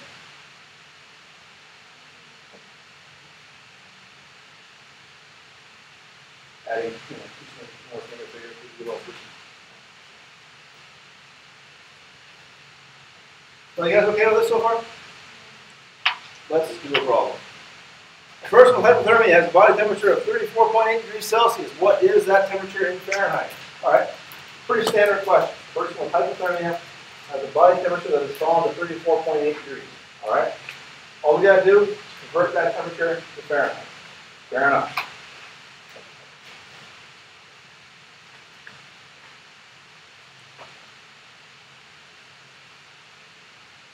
All right.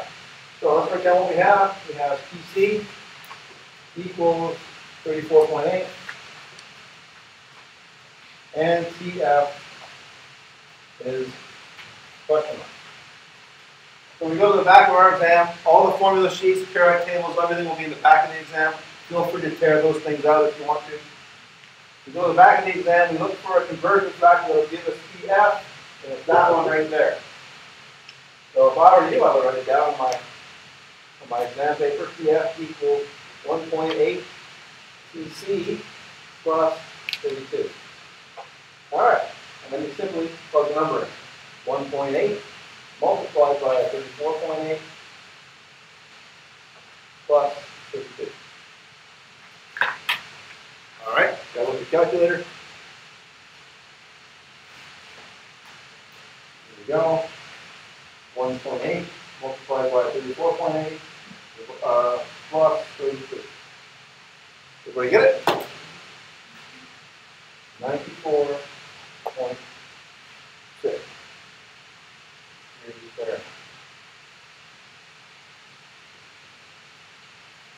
Notice, this is an exact number.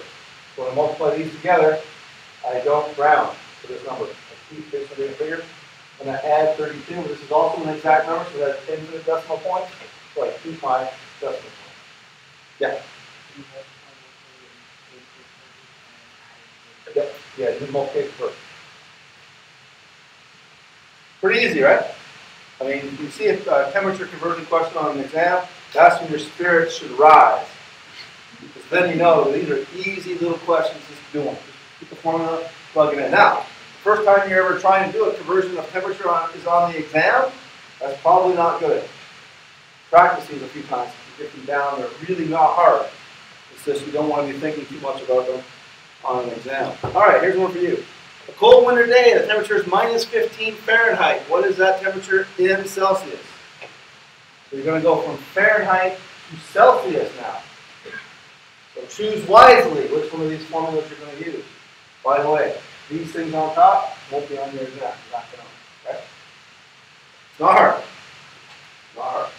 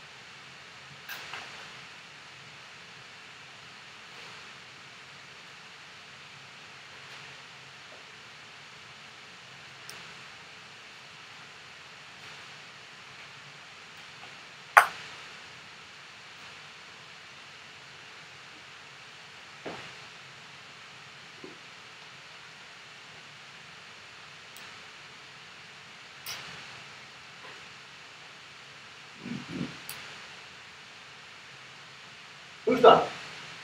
Holy smoke, you do that. You guys are great. All right. So which of these two formulas are you going to choose? Second. This one, right? This one that has PCl by itself, right? So what do we got here? PF equals negative 15 degrees Fahrenheit. PC is our question mark. We have to figure out PC. PC equals PF minus 32, all divided by 1.8. So simply plug in the numbers, negative 15 degrees Fahrenheit minus 32, all divided by 1.8. So, in this question, be careful how you do the orders of operation. Some calculators are very finicky about this, depending on the make and model of your calculator. So, 15 negative minus 32 divided by 1.8. I get negative 0.6. What you get?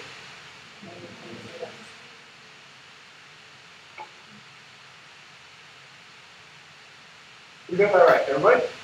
Nicely done. Now, I wanted to give you a quick warning. This is in parentheses, right? The orders of operations say that you do this first. So do the subtraction and then divide by 1.8. Everybody knows how to do that. The trouble is in the calculator. Certain calculators, you can enter it one way and it'll work. So other calculators, if you enter it a certain way, it won't work. Be careful. Here's what I want you to look out for. If you enter it to a calculator, and certain calculators are like this, you might enter negative 15 minus 32 divide by, I've never done that before, divide by 1.8. Certain calculators don't like this. Well, they like it, but they don't understand what you want them to do. There's a certain make and model, very popular calculator, that will actually do this division first. The orders of operations say divide before you subtract, right? Yeah. So your calculator is going to have minus 32 divided by 1.8, and then it's going to subtract it from 15. Are you with me? So it's going to do the operations differently and give you a much different answer. So make sure enter the numbers in your calculator the way your calculator wants them entered. One thing you can do to verify your answers right is check it for logic. Negative 15 is a cold day, but not that cold. I mean, it's negative 15 in Canada every winter, not a big deal. Negative 26 Celsius is cold, but not that cold. If you do this wrong, you may get temperatures like negative 60 or negative 50 actually. Sometimes the temperatures real low real fast. So check it for logic too, if you would. Make sense? Be careful with the calculator, that's all. To avoid any of this, simply do this. Parentheses, negative 15, minus 32, close parentheses, divided by 1.8. That avoids everything. Okay? It's a parentheses override all the orders of operations over. Is that okay with you guys? All right. Hopefully you didn't run into that situation, but maybe you did.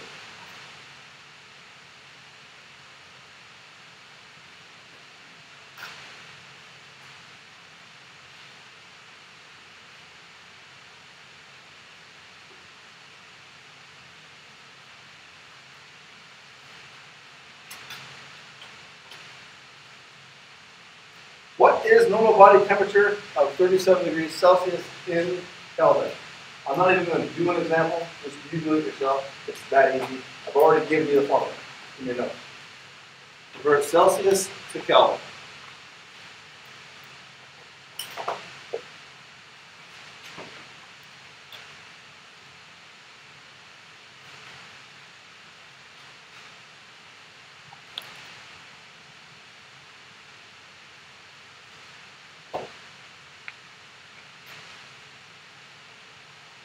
Convert Celsius to Kelvin. Not a big deal for you. Not a big deal.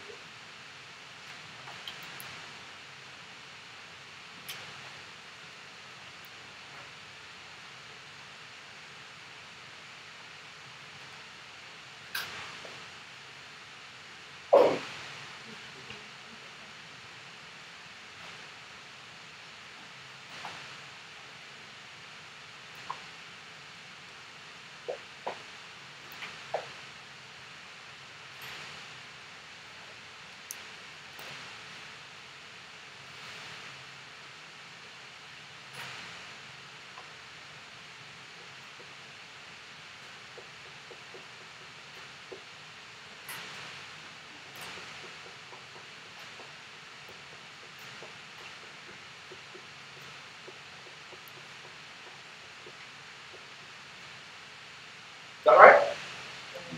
What's the answer? 310. Very good. 310 Kelvin, I want to put decimal point there. Easy enough, right? Energy. Let's title down. I need the points. These points are all good. Energy. Energy is that stuff that makes objects move. It also is used to make them stop. You have to have energy to make objects move, you have to have energy to make objects stop, and it is defined as your ability to do what's called work. Work is things that are being moved. Work is movement. Think of it that way. Energy, your ability to do work.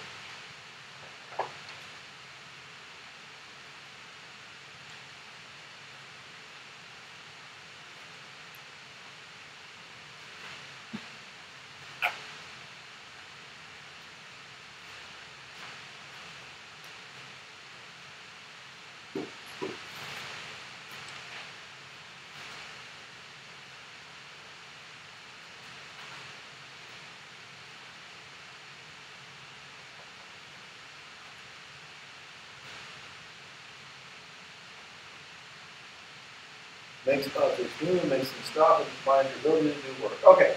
Now I'm sure in your career so far, you've heard of energy. You've heard of two different kinds of energy, right? Kinetic. Kinetic is energy that is in motion, or in other words, energy that's being consumed or used. Examples, of course, are swimming, walking, running, biking, breathing, snoring. These are the fun kind of energy. Working out, water flowing over a dam. What the energy has to be moving or being used at that point. Okay? Kinetic energy. Kinetic energy. Things that are moving have kinetic energy. All right? You've all heard that before. Or most of you have it. Okay? Kinetic energy. Kinetic energy. All right, well, we'll just leave it there for just a minute, and we'll go to the next one. Potential energy. Potential energy is energy that's being stored, being held for later use. That water, being stored behind a dam, compressing down a spring. But now here's what I really want you to look at. Chemical bonds are storing energy. You think about that? Chemical bonds store energy. Not neat. So all the calories come from in our food. They come from the bonds that are making up our food. When you burn gasoline in your car, when you burn it, the energy that makes your car have kinetic energy to move forward came from the chemical bonds in the gasoline that was being stored.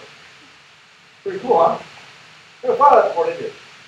When you don't think about it too much, you got chemical bonds store energy. A lot of it too. You burn hydrocarbons, you burn gasoline, it gets pretty gosh darn hot. That's lots of energy there. Okay? It's all well and good though, right?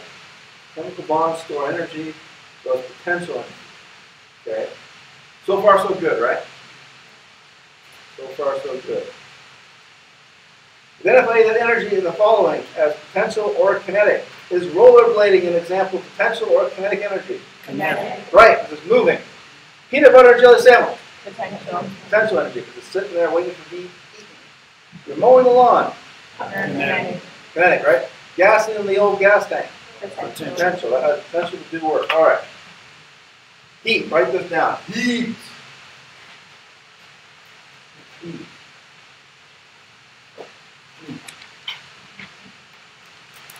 Energy associated with the movement of particles. Movement. Movement implies what kind of energy? Kinetic energy, right. So heat is a form of kinetic energy. Heat is a form of kinetic energy. Okay? Particles are moving. Ooh, wait a minute now. The faster the particles move, the greater the heat energy, or what's called thermal energy, right? Thermal energy is kinetic energy. Because the particles are moving, right? Aha! Movement, thermal energy, heat, movement, kinetic energy. Then we call it thermal energy because it's hot. It's heat transfer. Has to do with the movement of particles. Movement of molecules. The more energy you have, the faster you move. The less energy you have, the slower you move. You get all the way down to absolute zero. You have no kinetic energy at all. You have no thermal energy at all. You stop moving. Isn't that neat? I think that's pretty cool. Energy, movement of particles.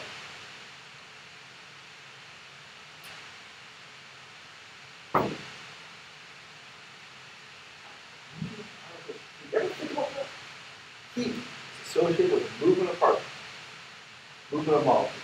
So as you're heating up your egg in the frying pan, you're making the little molecules that make up the egg move faster.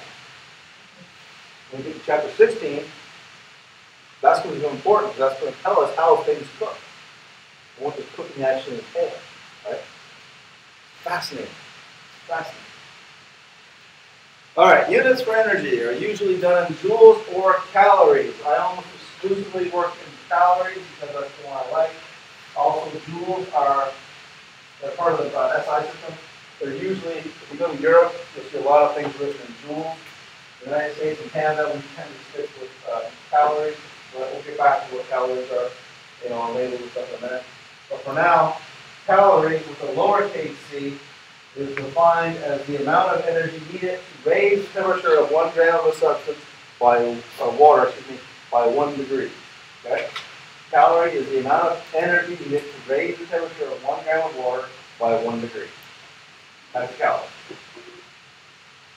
So again, energy needed to raise the temperature of 1 gram by 1 degree. So remember, by raising the temperature by 1 degree, we added heat energy to make the water particles move faster, right? That's what's causing the temperature to go up. By adding heat energy to make the water molecules in that 1 gram move faster, the temperature goes up. Okay, so we've increased the kinetic energy of the water using whatever food or drink or whatever we're putting into the machine. Okay? Burning it gives off heat energy, which translates itself into molecular motion, which increases the temperature. It all fits together. Temperature, energy, energy. Yeah.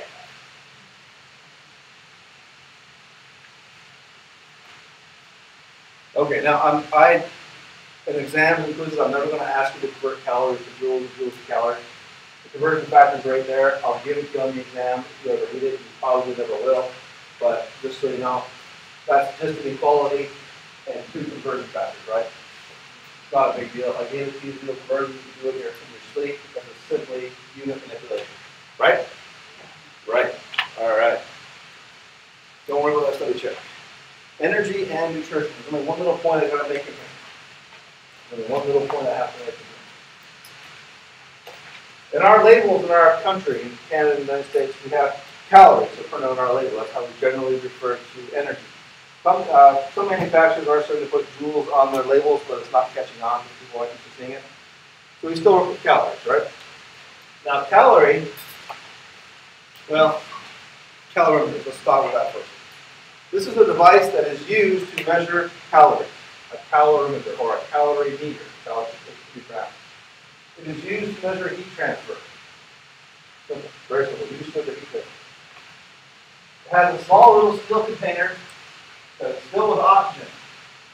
So literally, you have a little container in steel. Inside that container, you put some, I don't know, potato chips. And you fill that container with oxygen gas. So you displace all the atmosphere and fill it with 100% oxygen. So you have potato chips and oxygen atmosphere. Things in oxygen, our environment right now is about 20% oxygen, right? And paper, if you lit paper on fire, it burns relatively slowly, right? It doesn't flash burn, it burns slowly, right? If you burn paper in 100% oxygen atmosphere instead of 20%, it burns so fast it almost just flash burns. There's so much more oxygen in the air to burn with, right? So it burns a lot faster and a lot more efficiently with a lot less weight. So you don't get much ash, if any. Okay? So you fill this thing, potato chips, oxygen atmosphere, seal it up. Then, you let it on fire. And as those potato chips burn, they'll give off heat. That little steel chamber will give off heat. That steel chamber is surrounded by water. Okay? Surrounded by water. So the potato chips burn up in the oxygen atmosphere, give off a tremendous amount of heat. The steel chamber heats up, which will then heat up the water that's surrounding it. Okay? That's a calorimeter. That's how it's going to work. Now let me just show you the diagram. Here we go. This is kind of what it looks like actually. There's a big old container of water right here, right? Now the water that's in this container, we measure it. We measure it ourselves. We know how much water is in that container. Are you with me? We know the temperature of that water because we measured it with a thermometer. You with me? So we know the mass of the water. We know the temperature the water started at, right? Remember, a calorie is the amount of energy needed to heat up 1 gram of water by 1 degree. We have the mass of the water, and we have the temperature of the water. We put our potato chips in here. We fill this environment with oxygen. And we light it using this coil. We light the chips on fire. Basically, they're going to burn right up, like quick. As these potato chips burn, this steel container they're housed in will get hot, right? and the heat from this steel container will transfer into the water. Make sense? The water temperature will go up. So now we know the change in temperature. So we know the degree Celsius, we know the mass of the water, we know the mass of the chips. We can figure out how many calories those chips have per gram. Are you with me? That's all this stuff is measured. Pretty neat, huh? I've burnt things in pure oxygen atmosphere before. It's fun. It's a lot of fun. Stand back, but it's a lot of fun. All right, now, I said all that, so I can tell you this. On the labels that you read, right there, you probably can't see it from where you're sitting, but I'll tell you what it says. It says calories, but it's spelled with a capital C. Capital C. That's important. A capital C. One capital C. One capital C calorie equals 1,000 lowercase c calories.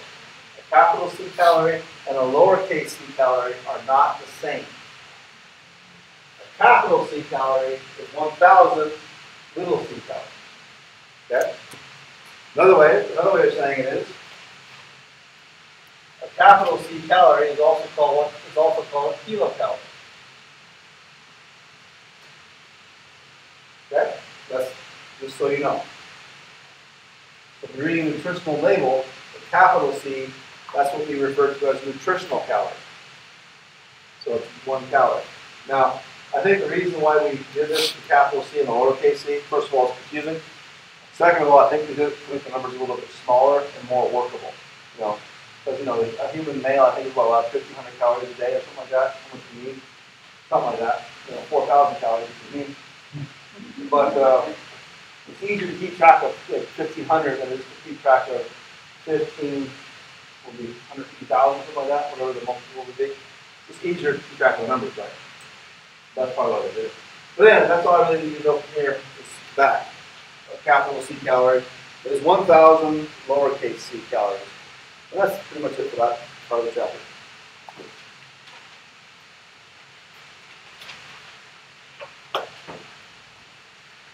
All right, specific heat.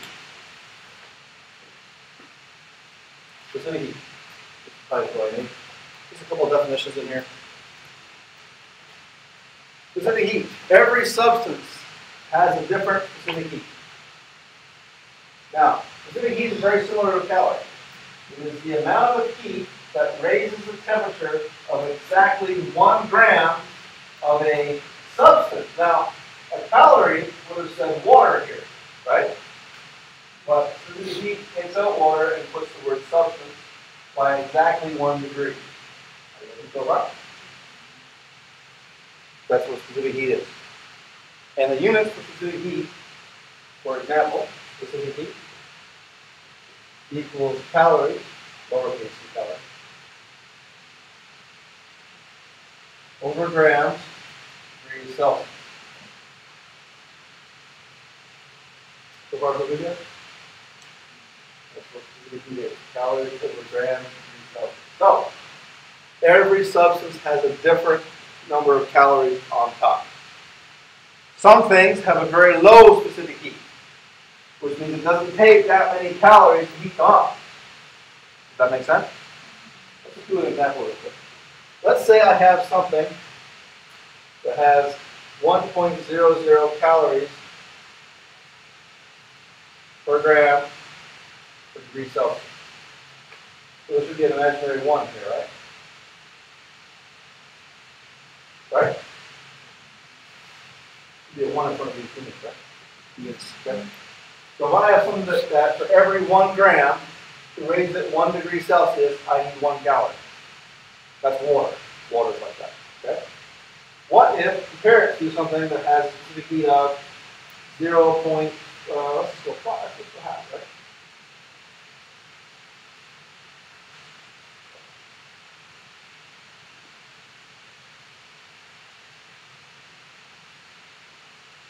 Okay, there we go.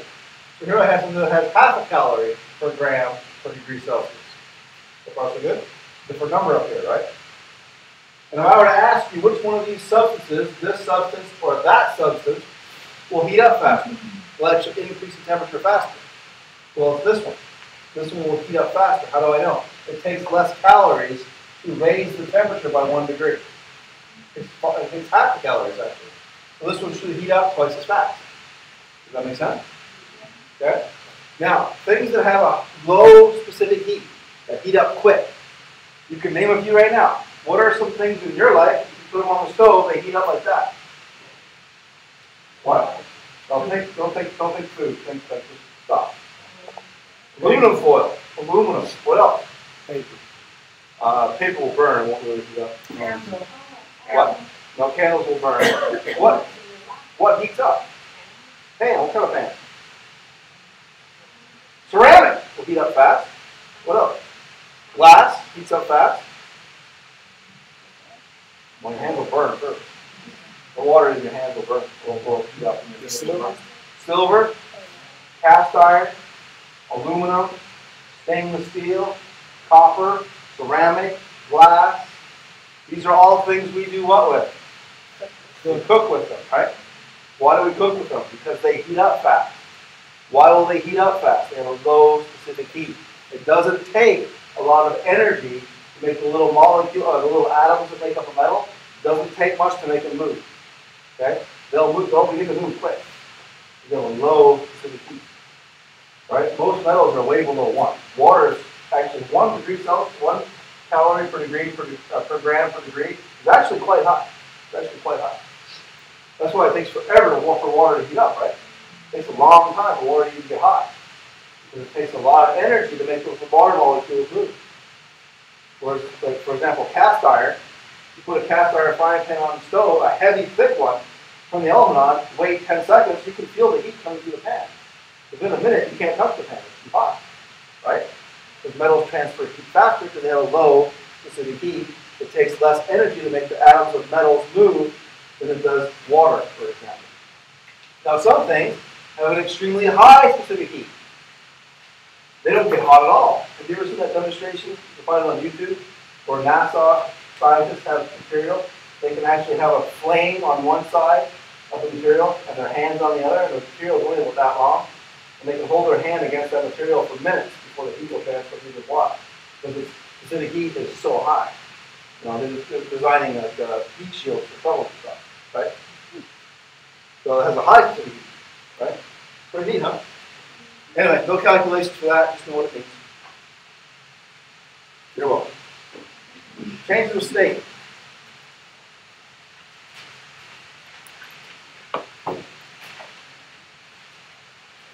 Changes of state. Okay. Just write the title down, please. Changes of state. Melting and freezing. You've all heard these words before, so let's just write them down so we have them.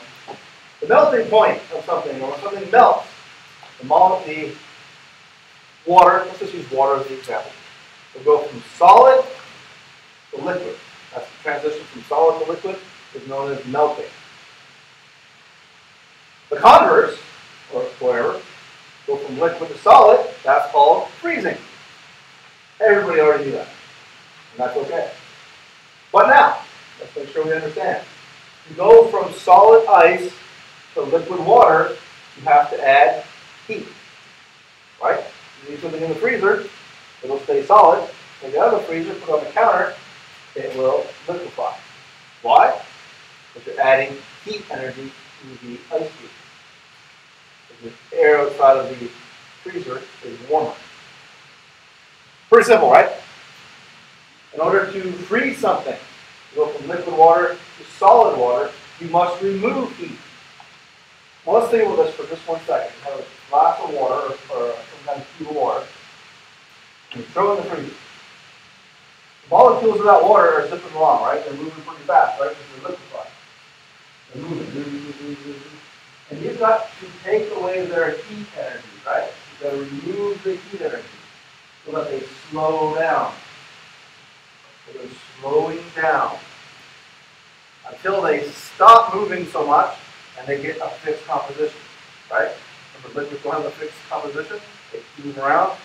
Solids, particles are stuck right where they are, right? That's a solid. Taking away so much of my kinetic energy, and now I'm here. And if you give back my kinetic energy, I can move away now. Okay? Pretty neat, huh?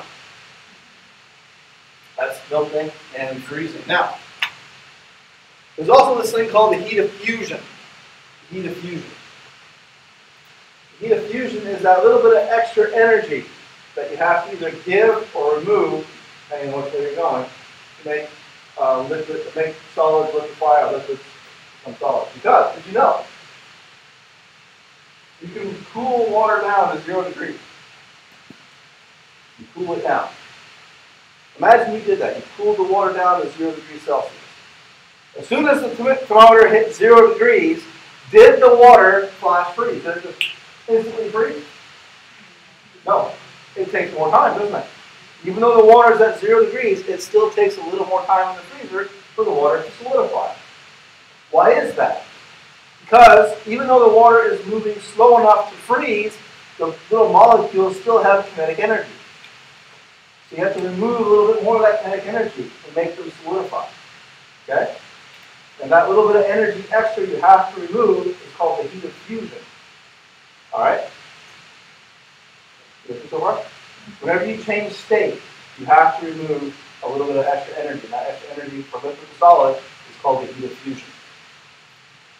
Okay? Because you all know, you all agree, this getting water to 0 is not enough. Then you have to remove a little bit more kinetic energy to make it solidify. That's called the heat of fusion. And for water, I think it's 80 calories per gram, I think. Again, you don't have to know it. I'll give it to you again if you ever need it. Yeah, it's 80 calories per gram. So I'll give that to you if you ever need it. Don't bother writing it down. The online quizzes have a few of these kind of questions, so you will have to do the math, but it's just converting. I think you can handle it. Every week before you guys, I think you guys are good enough. Perhaps even better. All right, now, evaporation and condensing. Evaporate. Okay. Evaporate. When something evaporates, it's a liquid. The liquid, the molecule, let's talk about water. Water is still what you talk about. Then you have some water. When water evaporates, it's the molecules at the surface of the water that can get enough kinetic energy to go into a gas state. Are you with me on that? That's evaporation. Evaporation occurs at the surface of a liquid. Okay? Condensation. That's when gas molecules lose enough energy to form a liquid. And you've all seen that before. Everybody in this room lives in Florida. If you ever go to a restaurant in Florida, in the summertime especially, but it happens in the wintertime too, you go outside, drinking a cocktail or a nice glass of ice water or iced tea, unsweetened of course. What happens? Put the glass of iced tea down on the counter or the table. That was a nice humid day, right? All of a sudden your glass gets really wet, right? And all of a sudden there's a river of water running down the table, right? Doesn't take very long in Florida either. What's going on? Is the water from the glass, is the water inside your glass seeping through somehow and flooding your table? No, what's going on? Condensation. It's water in the atmosphere. Why is it going attacking your cool glass? Because your glass is cold, right? That's why it's happening. The hot molecules of gaseous water, measuring the water gas, I'm zipping along in the atmosphere, right? And all of a sudden, I collide, literally, I bounce into a glass of ice cold water. So the surface of that glass that your water's in is right around 0 degrees. So I hit it with all my kinetic energy. And my energy immediately transfers itself into the glass. Why? Because, yes, my energy transfers into the glass. Why? Because I'm moving faster, I have more kinetic energy. So I transfer my energy in the form of kinetic energy into heat. I hit the glass, my energy transfers to the glass. And guess what happens to your ice? Melts. My energy melted your ice. And now, I have lost all my kinetic, a lot of my kinetic energy, right? I've gone from being a gas to a liquid on your glass. Not just me, but millions of my fellow water molecules have done the same thing.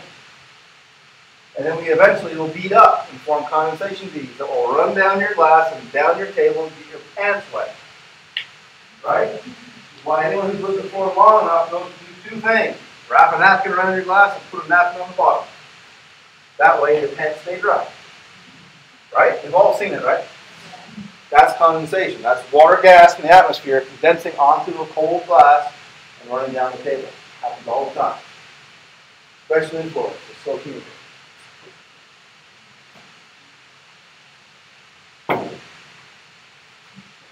Boiling. Boiling and evaporating are not the same thing. Evaporation occurs at the surface. Boiling, when you're boiling something, all of the molecules require enough kinetic energy to form gas. All of them do. Every one of them. That's a boil.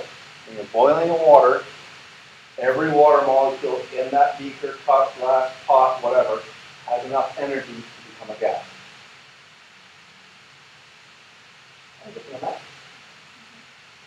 Imagine you were a boiling pot of water. Say you're making spaghetti.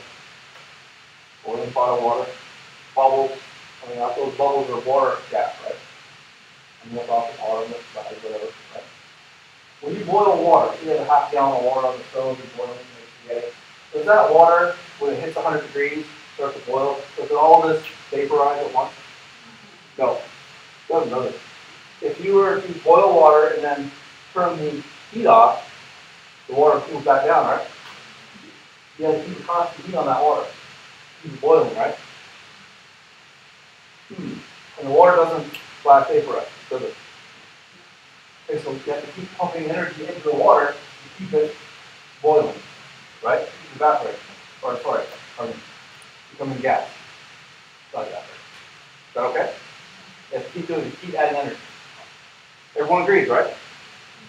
So what's happening? Why do we have to keep adding energy? If we hit the boiling point, why doesn't, sorry, my slides are a little mixed up there. Sorry, I'll come back to those. You have to keep adding energy to a pot of boiling water. Keep it boiling, right? Keep it going into the gas tank. The water is going into the gas tank. The water is going into the gas tank. But it all doesn't do it at once.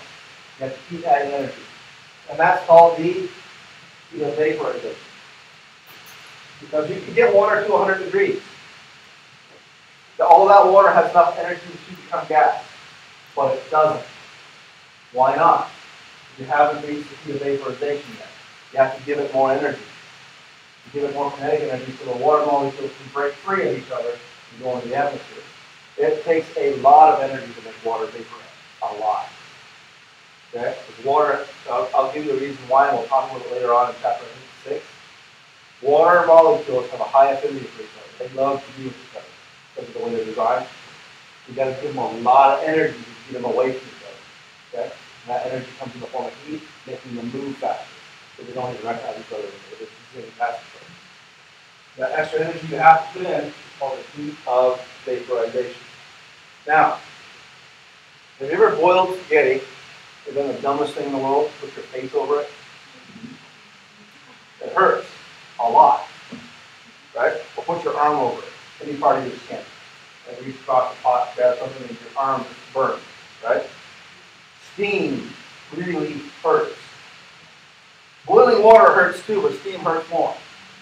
Okay? Why is that? Heat of vaporization.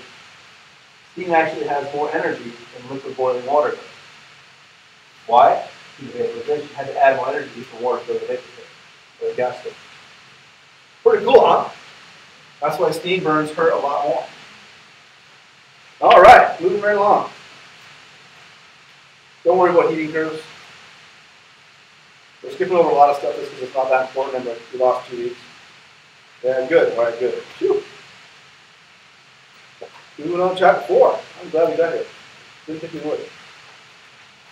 Chapter 4 is where things get more exciting. All right, so the big take-homes for chapter 3 are heat and temperature. Heat. What is heat? What is heat? What are you measuring when you measure heat? You're measuring what? The movement of particles. Very good. Heat is a measurement of the movement of particles. The hotter something is, the more heat it has, the faster they're moving. The less heat something has, the less energy it has, the slower they're moving. You don't remember that? Think of what an ice cube. Ice cubes are cold, don't you all agree? Ice cubes don't have a lot of heat. They're solid, so the little water molecules are moving slowly, right?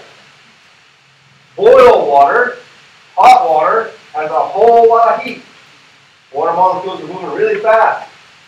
You with me? All right. Chapter 4, atoms and elements. The title is all you need. Atoms and elements. Chapter 4 is where I like to say this course becomes chemistry. Because up till now, we've discussed math and some physics. Heat, energy, all that stuff, I consider that physics. Even though a lot of people would disagree with me, that's okay. This, whoops, I'm sorry, pardon me.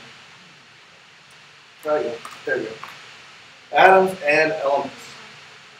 Elements are pure substances from which all other things are built. They cannot be broken down into simpler things, and they are listed in the front cover of your textbook, and a periodic table of the, and someone has written all over it. What do you mean? I don't think it's probably possible. Yeah. But anyway, we'll try to deal with it. That, periodic table of every element known to man is on that table. Isn't it beautiful? Laid out nice. Feel all smart looking at it. Telling you, good stuff. Here are some substances, which are basically the building blocks of all things. So some folks will say it like that. Elements are the building blocks of everything. I agree, but the things from which all things are made, they cannot be broken down into simpler things, and they're listed on the periodic table. And on your exam, every exam you have will have a periodic table stapled to it. You don't have to leave it stapled to it. You can tear it off. So keep that in mind on exams. Feel free to tear things off. Symbols. Chemical symbols. Looking at that table right there on the wall, just ignore these ones down here. Ignoring these, because these are just placeholders. Look at these ones over here, for example. You have single letter abbreviations and two letter abbreviations, right? The rule is this, very simple rule. If it's a one letter abbreviation, that letter must be capital. If it's a two letter abbreviation, the first letter is capital, the second letter must be lowercase. That's the rule. Now let's take a quick look at why that matters.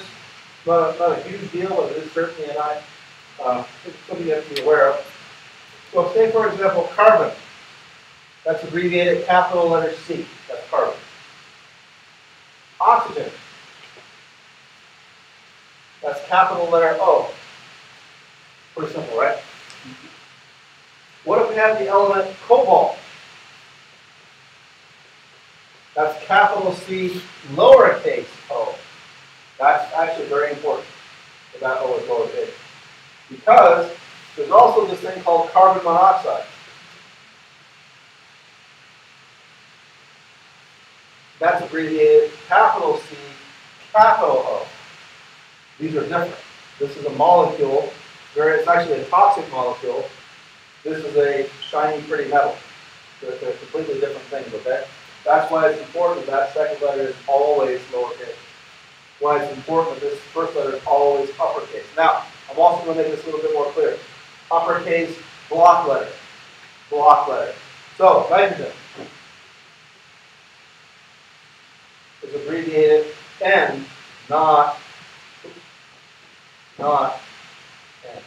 Don't do that. Has to be a block letter. Okay? I know this looks all pretty and stuff, but that's how it has to be, okay? Ugly block letters.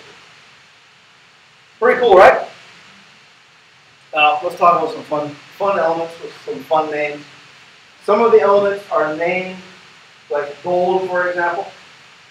But the abbreviation for gold is not G, not GB or GL or anything like that. It's AU. Silver, not SI or SL or even SV. AG. Why is that? Because they've been known for a very long time. They were given a name back to people who were speaking a different language but English. They were speaking Latin. And silver and gold now have those names. I think even in French, I think silver is still kind of pronounced like that, isn't it? What's silver in French? Argent? Argent? So French derives from the Latin, I'm sure. Anyway, so that's what they're called. The periodic table that I'm going to give you on your exam is going to have all the names of the elements written on it. Okay? You don't have to memorize any of the names. However, because I'm giving you the names spelled out correctly, I do not forgive you for spelling them incorrect. Okay? Because they're written right in front of you. So make sure you spell them correctly on the exam. Here's gold. I think gold is probably the funniest element because it's yellow and pretty. How do you remember AU for gold, right? Well, imagine, this is a funny little joke I can tell. Imagine you're sitting at the promenade up here. I thought it was a great way to go see a movie or something, and you brought your bar of gold with you. You know, it only cost about $500,000. So hey, why not walk around with it, right? You're sitting at the promenade with your brick of gold, and you're admiring it. And of course, someone's going to steal it from you because they're holding $500,000 worth of gold. Someone's going to take it. So they take your gold and run away. Okay? Joke's on them. Bricks and gold are pretty heavy. They're probably going to drop it. Anyway, I don't know that they have any experience. I've just seen on TV. I can't afford a brick of gold. Wish I could. Anyway, so they run it, they grab it, and run away. So what do you say? Hey, you! I stole my gold. Great joke, man. Stole my gold.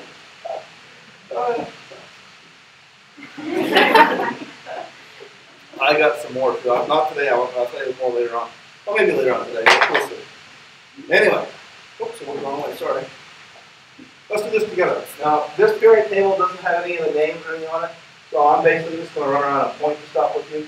But these elements are some very common ones. So it'll probably be helpful that you know them. Don't memorize them. You're eventually just going to remember them from sheer repetition.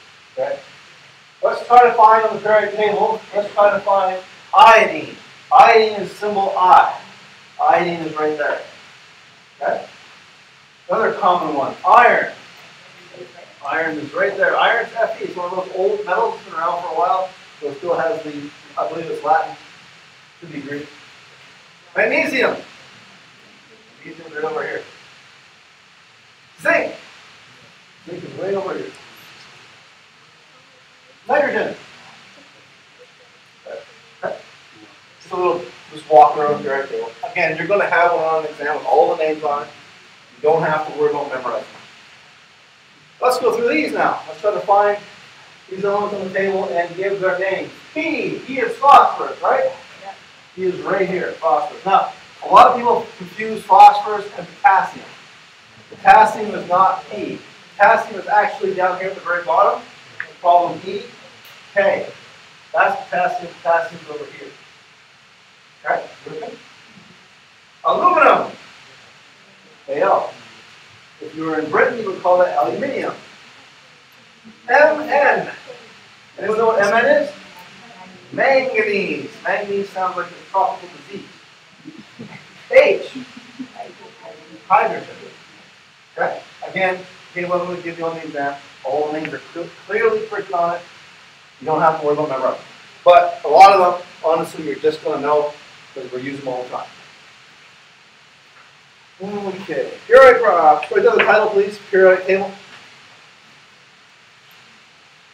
By the time we're done with this course, you will know what everything means in the periodic table. You will know what everything means. Everything you'll know the meaning. And it's really not that hard. Periodic table is set up in such a way that it gives you an abundance of information at a glance. It's very, very nicely done too. It's been around for a good long time too. And we keep adding new elements to the bottom. Kind of cool, huh? All right, periodic table is divided into two different things, groups and periods. Groups, very simply, go from top to bottom through a column. Vertical, basically. So it's a group. This is a group. This is a group. That's a group. That's a group, and so on. Okay? It's a vertical column. Those are called groups. Going top to bottom. Groups. Periods go from left to right, or right to left. Periods go from left to right. So over here, someone has nicely written in for us the period numbers. This is period 1, period 2 goes all the way to the end, period 3, period 4 all the way to the end, period 5 all the way to the end. The period table, groups, top, bottom, periods, left to right. Pretty simple, huh? Nothing hard about that yet. Nothing hard at all about that table, really. Group numbers. This is where your book and I part ways. For a little bit. And then we come back and make time again.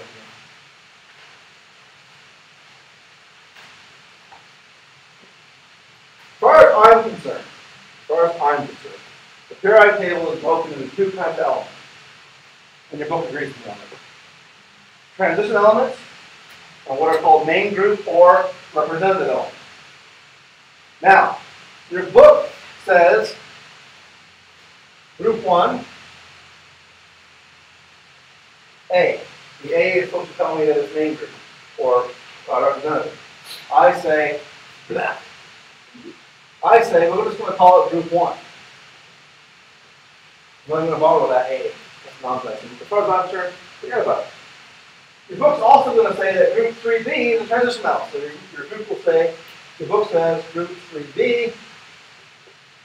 That's confusing, because what they really mean is group 3. Because here's what happens. Group 4B, that's group 3. Are you looking so far? Okay, here's where it gets really confusing. There's also a group 3A. Wait a minute. So there's the same number for the same group? For different groups? Yep. And the old way. This 3B and 3A thing, that's old, very old.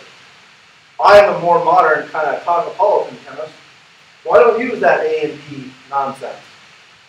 I just say, give every one of those columns on that table its own number.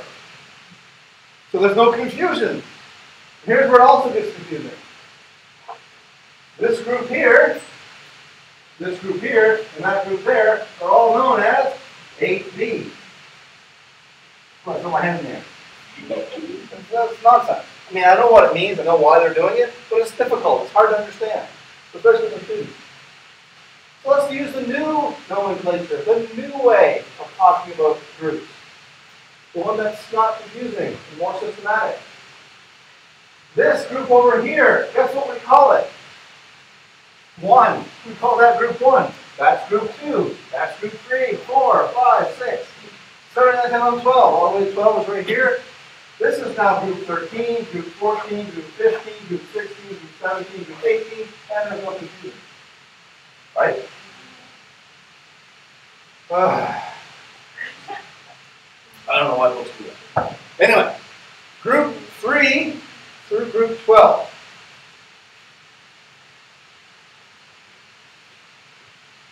Group 3 through 12.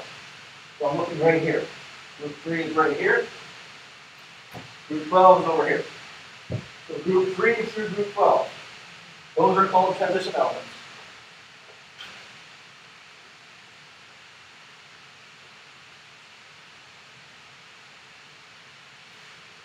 Those are transition elements. They're also called the transition metals, because they're all metals here. Now, if you're a transition element, you're between group 3 and group 12, okay? And including group 3 and 12. If you're not group 3 through group 12, you're what they call representative elements. That's how I remember this. If you're not transition, you're representative. If you're a transition, you're in group 3 through group 12. That's it. Okay? All right. Now, the other groups have names too. Group 1, those are called the alkali metals.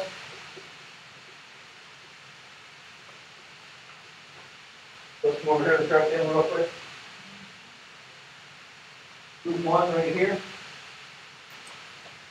These are called alkali metals. Hydrogen is not a metal. We're going to get to that probably next week. Hydrogen is not a metal, so it's not included in the alkali metals. Lithium, sodium, potassium, rubidium, and francium. The black ones, those are called alkali metals. Group 2 are called the alkaline earth metals.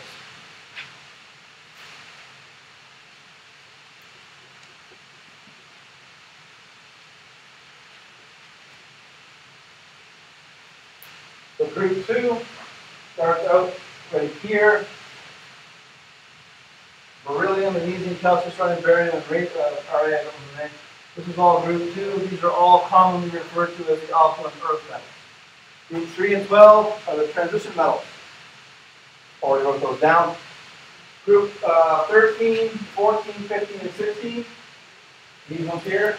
There's no really cute and cool name for those. We just call them group 13, 14, 15, and 16. Group 17. Those are commonly referred to as the halogens. And group 18. Those are your noble gases. Okay? Noble gases. Now, two things I want you to take home before we leave. First thing, go ahead this weekend and YouTube or Google or wherever, type in group 1 metal. Group 1 metal. Group 1 metal. Reaction with water. Group 1 metal reaction with water. That's the first thing I want you to do. Group 1 metal reacts with water. And then watch the fun. It is fun to watch. The other thing I want you to take home with you is that group 18, the noble gases, are non-reactive. They don't react with much. They're pretty much inert. Okay? They're inert. Now, you're going to watch the video for group 1. And I'm just going to tell you, I'm not going to tell you to spoil the surprise, but I'm going to say these things react pretty good. They want to react. Okay? Now, also, over here, the halogen. Fluorine, right here, fluorine, fluorine. Fluorine is one of the most reactive things we know. It's extremely reactive. Fluorine, not fluoride, fluorine. Very reactive. Sets most things on fire. So, things that are here are reactive. Things that are here are reactive. Things that are in the middle are reactive. They all react. These don't. Now, there's a reason why they don't. They're special. There's something special about them. We're going to learn next week. See you next week. Please sit in this room. Let me get my stuff out of your way so you don't trip on anything, please. I have your quizzes and stuff from last week as well.